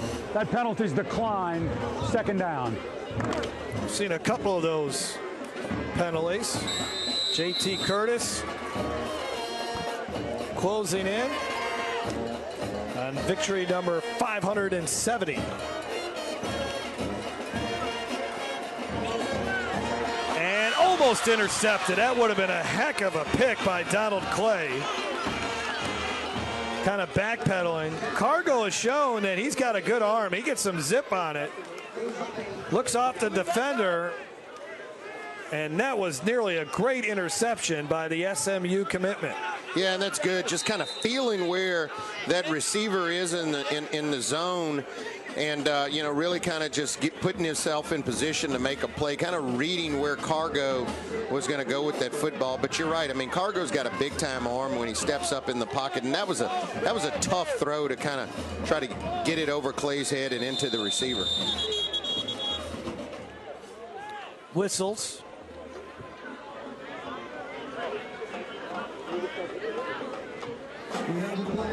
And there's a flag.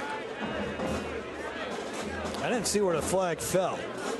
Illegal substitution on the defense, 12 men on the field. 5-yard penalty, so third down. One too many guys out there for J.T. Curtis's team, which they've had those kind of penalties too. It hasn't been as expected, Jason. Yeah, no, he's not going to be happy about that, and he's the type of coach, even though, you know, he may walk out of here with 35 points or more and a resounding victory, he's going to go back and he's going to preach. And you saw him, you know, just late in the third quarter, how upset he got with his ball club when they started to get sloppy.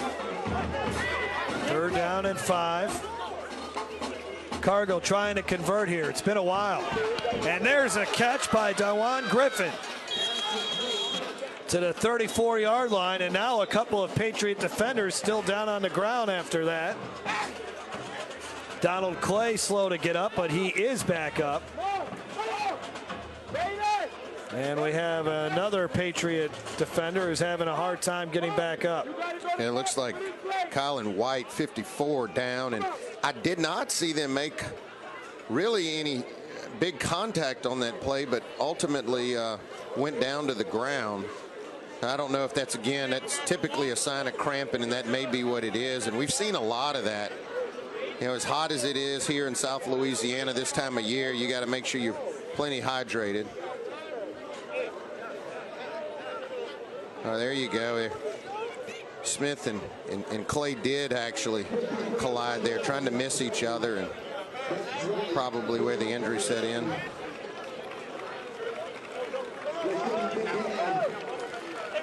Well, Colin White needs some assistance to return to the sidelines.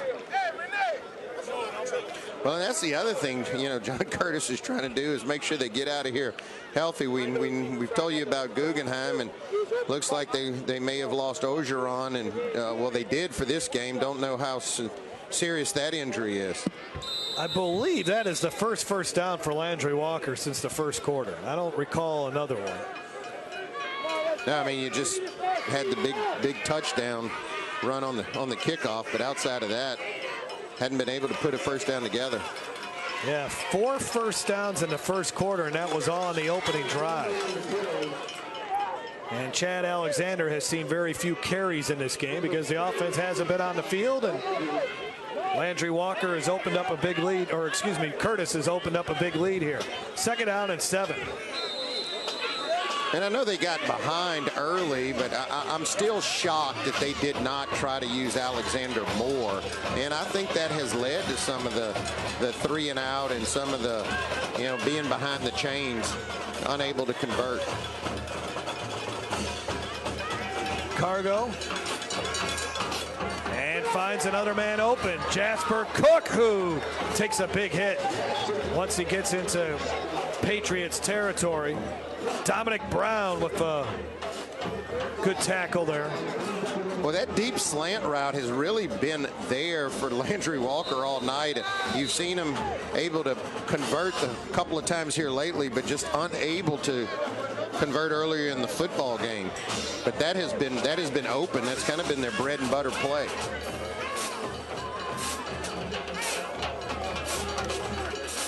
They rush 4. Cargo steps into that one down the sidelines, and it's incomplete.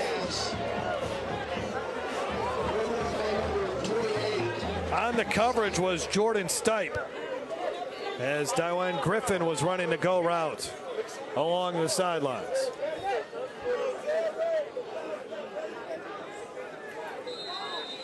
Cargo does look better than he did last season. There's no doubt.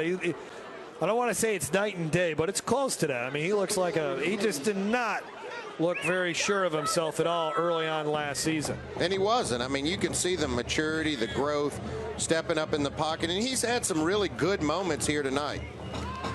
Alexander cuts on a dime and picks up the first down to the 33. And a good drive developing here for the Bucks. Nice vision. Yeah, great vision, finding the running lane, and boy, I tell you what, he's got that special, that extra gear. When he sees the crease, he can really exploit it. Dominic Brown, once again, the tackle. Football at the 33.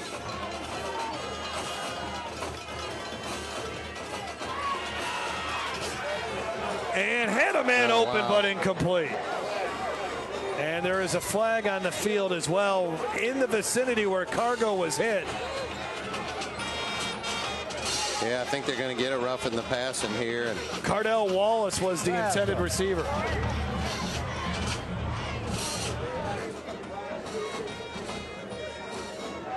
Wow. Roughing the passer on the defense. 15-yard penalty, automatic, first down. Boy, JT over there on the sideline, he is about to, he's trying to hold it in, Jeff, and compose himself, but he is about to explode. These are just uncharacteristic penalties for his team. Been a long day, and you have to wonder if the focus just isn't there where it was for the first 3 quarters of this game.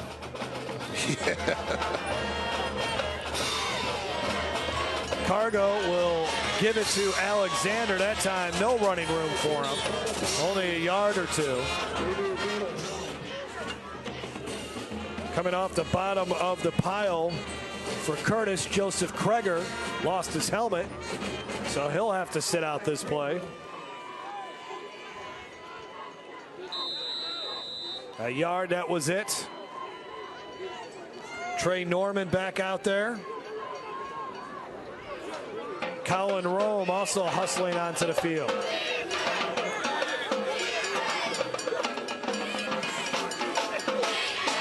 Cargo towards the end zone, and it's incomplete. Off the hands of Griffin, just a little bit behind him.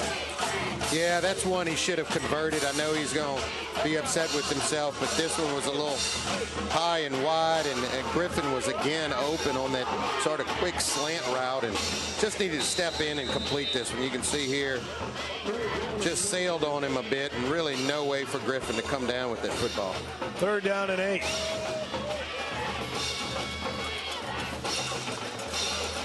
John Curtis looked like they were going to blitz, and they may have jumped off sides. Encroachment on the defense, number 50. 5-yard penalty for 3rd down. Penalties continue to pile up here for the Patriots. Yeah, they've just been in terms of the yellow flags, the handkerchiefs, it's been a sloppy game, and now we're double digits in the penalties, and you know, both teams are going to have to address that heading into next week. 3rd down and a long 4.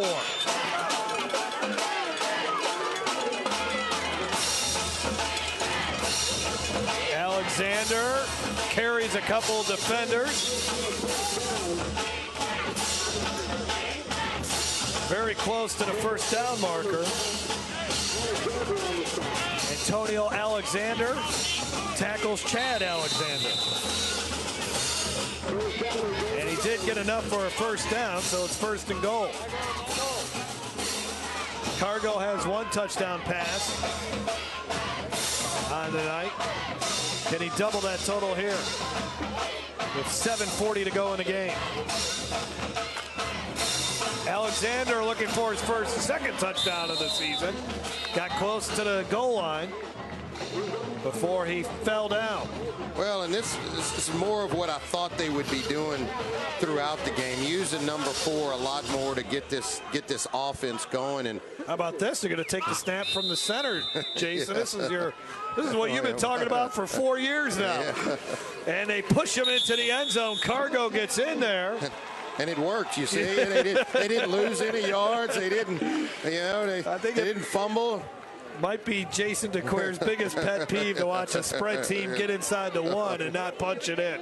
Yeah, or when you're on your own goal line and get a safety because you snapped it so deep. But this is all you need to do is just say, look, lower your pads, get behind those big guys. It's a safer play, and you don't have to run 7 yards to get an inch. All right, this is a big 2-point conversion here because this makes it a 2-possession game. Gives Landry Walker an opportunity.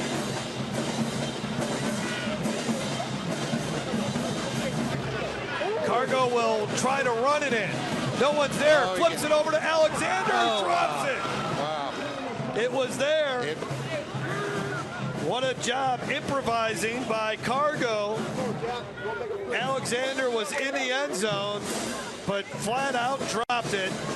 Well, Cargo did a good job. It wasn't there at first. It was going to be a quarterback draw, and then just kind of flipped it out. And, boy, that's one that you expect one of the best players on your team to really just come down with. And again, when it's not going your way, and it's those little plays like that make the difference, and just not concentrating all the way, watching it in. Threw him a changeup. Cargo's been zipping the ball all game. And, those soft tossers just sometimes can be, that ball probably felt like it was up there forever. Yeah, and the intent by Cargo was to throw a catchable ball and not zip it in there, so that it's the right play. But you're right, sometimes Those slow balls are the hardest ones to come down with. All right, let's see if Landry Walker decides to onside kick here. Why not? If you've worked on it, if you've practiced it, I mean, you know, here's an opportunity. It looks like he's setting up for it.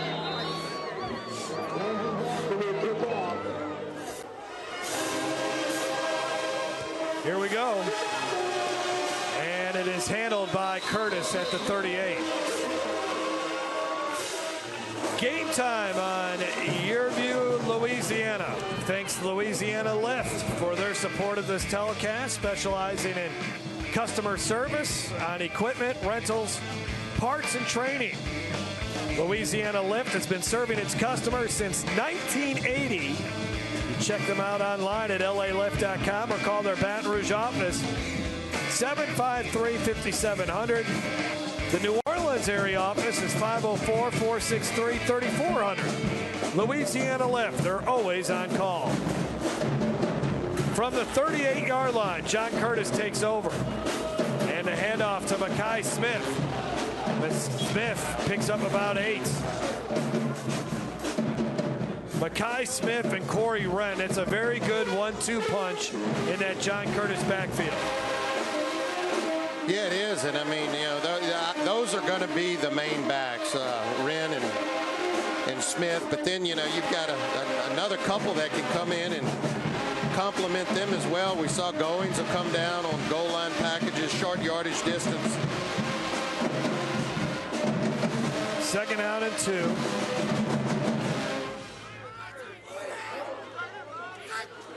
McCready. Not much running room there for Wren, but he makes the most out of it. Showing that quickness. Bounced it outside, gets the 1st down into Landry Walker territory.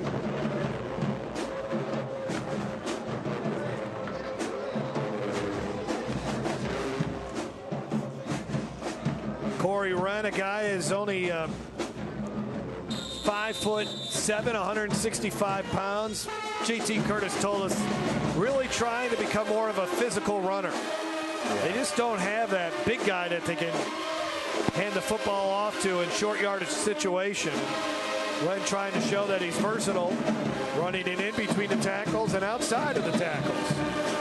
Hydration timeout with 5:58 to go in the game. John Curtis in control, 35-18. We'll have more from Behrman Stadium on the West Bank. This is Game Time on YurView. Tonight's Game Time play of the game is brought to you by Podna's Barbecue. Slow cooked, fall off the bone perfection, and the best baked beans in America. Come enjoy a great location just minutes away from the hustle and bustle of the city at Suma Lake Apartments. Experience luxurious living with all appliances included, granite countertops, and walk-in closets. Relax in a peaceful environment by the pool or enjoy fishing in a 9-acre lake. Kids are sure to enjoy the playground and basketball court. Located in Livingston Parish in a great school district. Call today, 225-686-1111. Tonight's Game Time League standings are brought to you by the best place for you to live and work in South Louisiana is West Feliciana Parish. Check out WFParish.org. West Feliciana Parish, where you really can have it all. John Curtis fans will be making the trip up to Shreveport next week as they'll be playing in the really, it's always a good event at Independence Stadium. They have 3 days of football involving teams from all across the Louisiana, Texas, Arkansas. Battle the border, I believe is what they call it. Crum gets knocked out of bounds. The clock keeps running somehow, but we'll take it, right? 35-18 is the score. And, you know, Crum has looked good at times running the football, too. I mean, you just talk, I mean, you got 3 or 4 solid backs back there. You're right, you don't have the Joe McKnight back there, but you've got 4 solid guys. And I tell you what, when Guggenheim gets healthy and he also adds a dimension of carrying the football and being able to throw it, I think this John Curtis team, I'd love to see this full offense that they may be able to display. 2nd down and 9. Goins has got a couple of touchdown runs, and he's got a first down, and then delivers the blow at the end of that run. Jamal Morris on the other end. And Goins, another speedy, small guy. But you talk about, you know, just tenacity, and 5'7", 175 pounds, and watch how he finishes this run. I mean, just gets behind his shoulder pads, and you know, you would think most 5'7", 170 guys are looking for the sideline and out of bounds, and not going. He's looking to finish the run. From the 29, the Patriots will operate.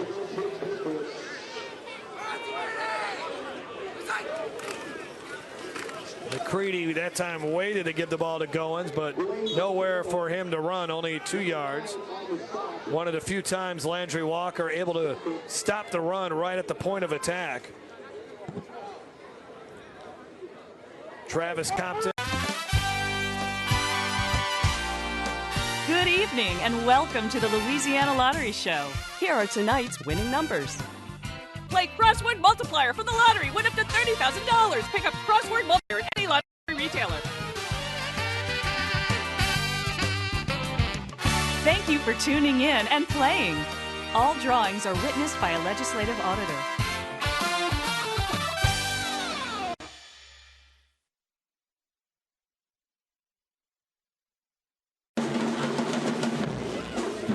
McCready keeps it and gets close to the first down. He'll be stopped a yard or two short. One of the few times Austin McCready has run the football.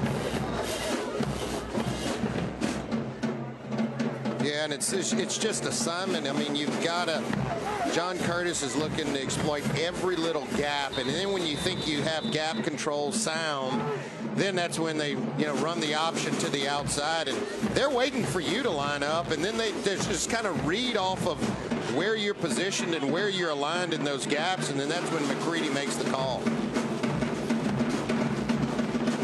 Nice hard inside run by Smith into the end zone. Mekhi Smith with the icing on the cake. Yeah, that's the exclamation point. And Smith has again had a great night carrying the ball. Good tough runs inside. And here's again the misdirection. A good call there by McCready. And look, I don't think anybody touches him on the way into the end zone. There's a couple of offensive linemen there that didn't even touch anyone. That hold is created all because of the misdirection. A 21-yard run by Smith. McCready will come back out there and kick the extra point, so he must be feeling a little bit better. After Trey Norman missed a couple of extra point tries.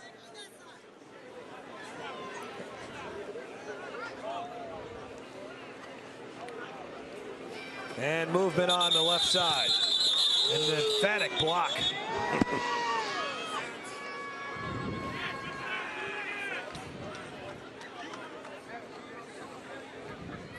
Corey Chairs may have been in there a little bit too early.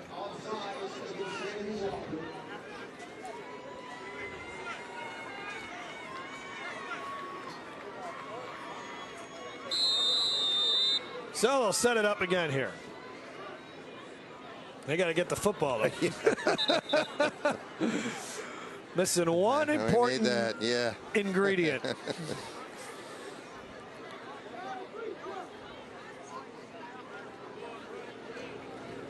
Yeah, now they got to move it up.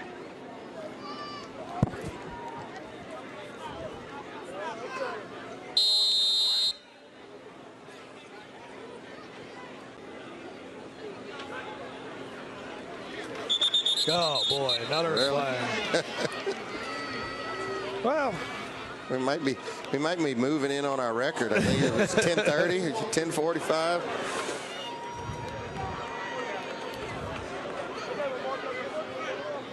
A lot of stoppage, a lot of just, beginning of the year, a lot of sloppiness.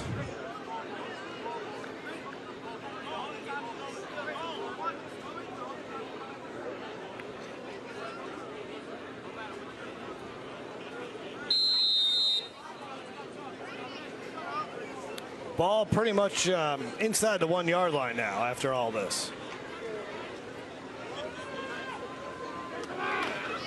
There we go. No flag. 42-18 now. Curtis leading Landry Walker.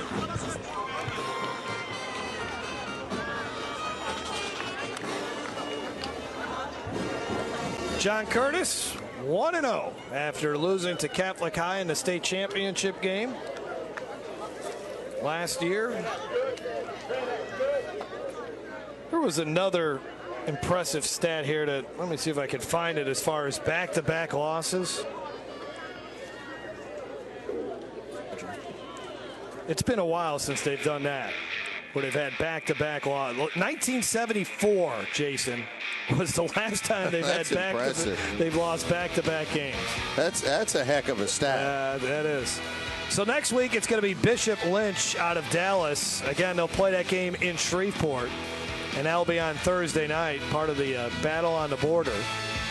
Then they make their way up to Baton Rouge on the 14th, and then Catholic League's play starts with Brother Martin. Then they get another matchup with Warren Easton on the 27th. And you know, that game with Parkview would be interesting. Probably the last of the two schools that really run the same style of offense. Yeah, not too many teams run it anymore. That and the wing T have kind of died out.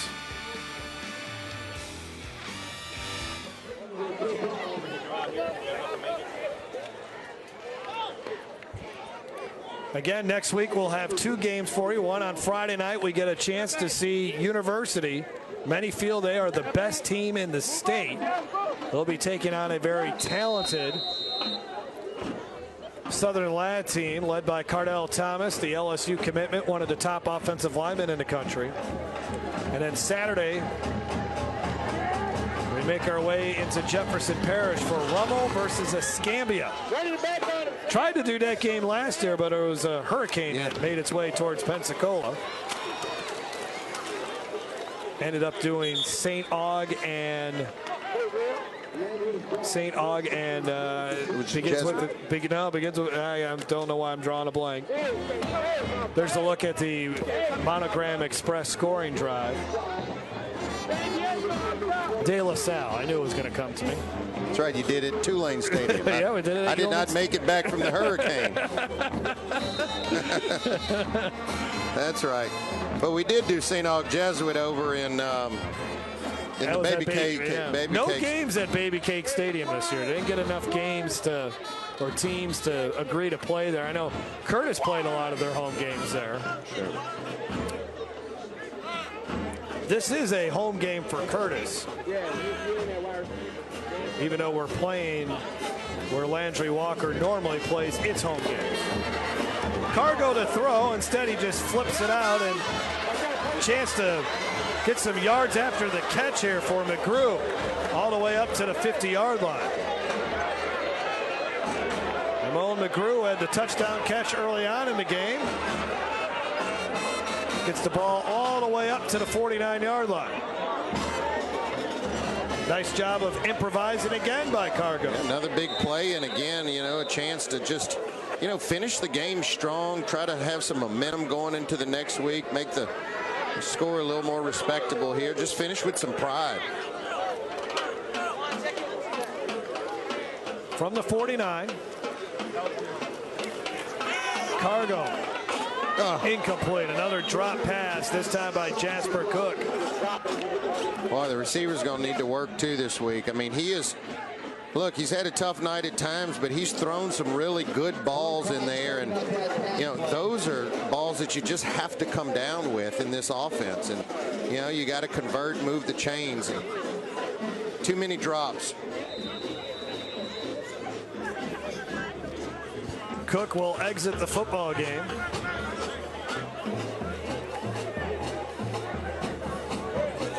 Yeah, Cargo has not thrown too many bad balls in this contest. Little swing pass here, get the completion. Jaquan Harris staying on his feet for about 5 or 6. Corey Lance, one of the defenders in pursuit for the Patriots. He's thinking about Parkview Baptist there.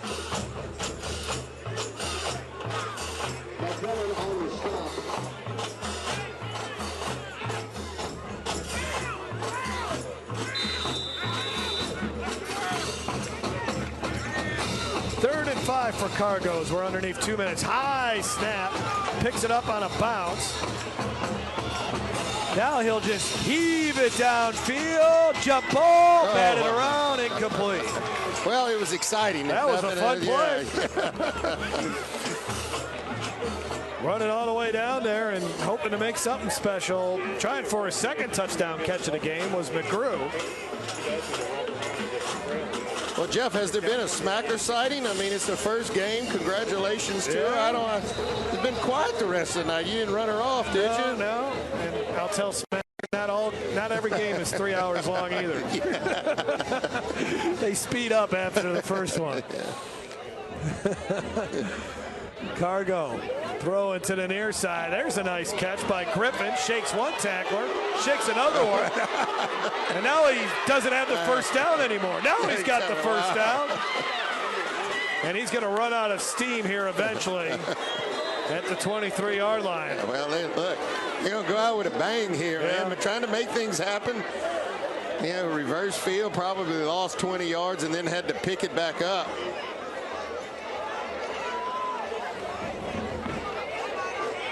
Nice run after the catch by Griffin. Gets the ball all the way up to the 22.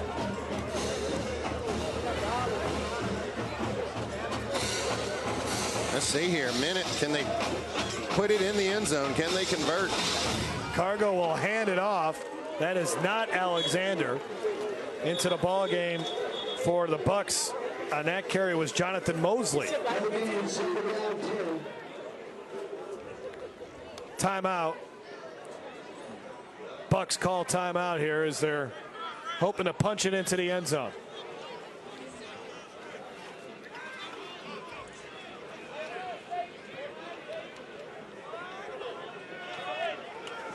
Let's take a look at our delivery of the football game. We go all the way back to the first drive of the night. And Torrey Cargo. Brought to you by Ponda's Barbecue. Oh, what a great catch there by McGrew as he just hangs on to it before he hits the end line. Our Ponda's delivery of the game. That was their best drive, really, of the game. They had another drive late in this half, but really, you know, Cargo came out clicking on all cylinders and, you know, delivered a great ball to the back of the end zone. McGrew able to hang on, and really at that point we really thought we had something brewing here, and then it just began to unravel a little bit. Just the rhythm kind of fell apart there and hadn't been able to really get back in sync the rest of the evening. Second down and 10. Mosley still in the backfield there for Cargo. He dropped it. Now Cargo again. Incomplete. So third down and 10.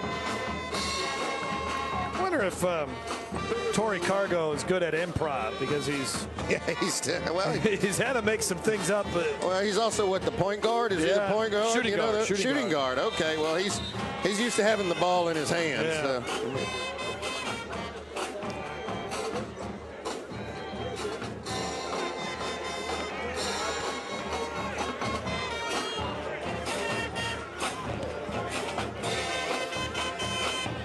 Third down and 10.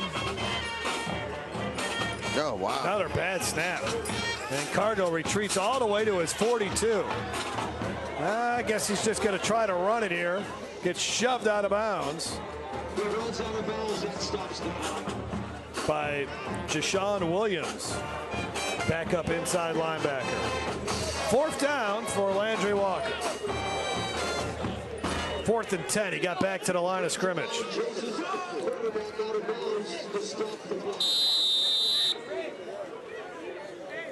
Kind of wondering if they had changed centers there, but it still looks like Aubert.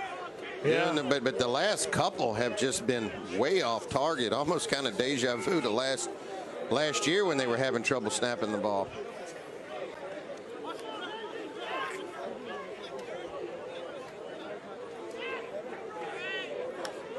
Oh, another one. And airmails. This is now Dorsey into the game, who gets the football to Cook. And Cook gets brought down behind the line of scrimmage, and that will do it. Jordan Stipe on the tackle. John Curtis will take a knee, and week 1 is in the books, at least for tonight. Of course, Friday night, a full slate of games across the state. Some of the good games tomorrow night, you got Acadiana at Kaplan, Jennings and Church Point. That'll be a good one. West St. John taking on St. James, one of the better rivalries in all of high school football in Louisiana. And tonight, I'm looking at the scoreboard. Catholic was a winner over Parkview, and right here in New Orleans, Warren Eastern 27-14 over Jesuit. Warren Easton will be good once again this year. Curtis will play Warren Easton. So will Carr later on in this season. And that does it. John Curtis beats Landry Walker. Final score 42-18. The Veer offense too much for Landry Walker, as the Charging Bucks suffer another pre-district loss.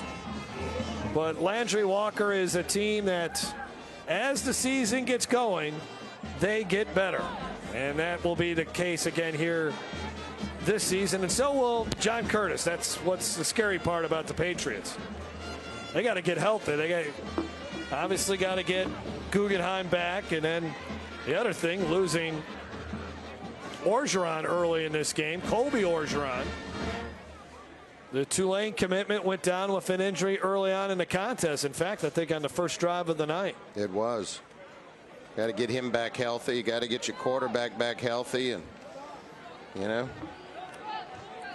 Well, Smacker Miles trying to flag down JT Curtis. I think she has been able to do that. And we'll get to hear from the Hall of Fame coach here momentarily as he recaps this 42-18 win. Smacker, take it away. Coach, how does it feel to start out with a big win and get on to that Bishop Lynch game? Well, you know, it was a good win, but like I told you going into the halftime, this team is never out of it. They have skilled athletes, and they made a interesting game out of it in the third quarter. Fortunately, our offense came out and executed late in the fourth quarter to get us another touchdown and kind of put it away. But it's the kind of game you're going to get better from. Skilled athletes, good size, a physical game, just what you need to open the season. You talk about getting better from this game. What did you learn about your team? Well, I was really proud of, obviously, the way they all stepped up offensively. I thought McCready did a tremendous job. I thought he handled the offense well. And that's going to do nothing but make us a better football team. Defensively, we settled down after that first drive and played the kind of defense I think we're capable of playing. I know you're a team guy and don't want this to be about you, but I have to ask, how does win number 570 feel? Let me tell you, all of them are great. All of them are great. And this is a great one for these kids in this program, and I'm just proud to be a part of it. But thanks, Coach. Thank you all. Well, it's always a pleasure to watch a John Curtis team. They play football the right way, and they certainly did that here tonight, 42-18.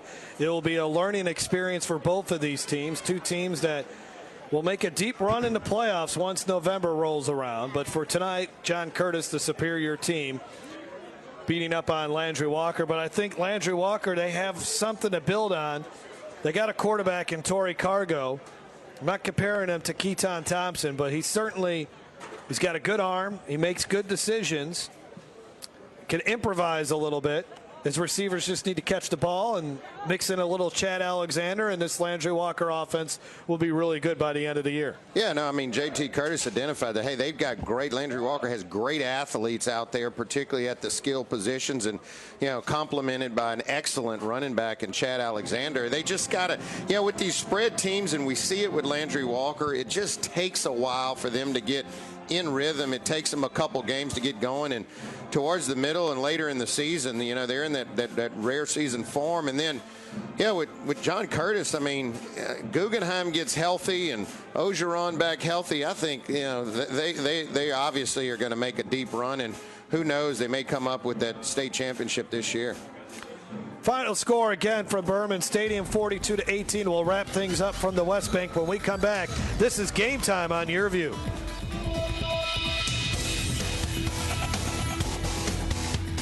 Tonight's Game Time Player of the Game is brought to you by Peak Performance. At Peak Performance Physical Therapy, we treat the athlete and everyone. Stronger, faster, better. Choose Peak. Check out the stories behind the games. Visit YurView.com/Louisiana. Okay, listen up. I know you offer great auto rates, local agents, fast, friendly claims, but do you want to be a legend? You got to get tough, kid. When I'm done with you, nothing's going to keep you down. Great talk, Brett. Can we get back to your auto quote now? All right, sure. Great. Get great auto rates and local agents at favrates.com from Farm Bureau Insurance. How about some water? No, thanks. I'm good.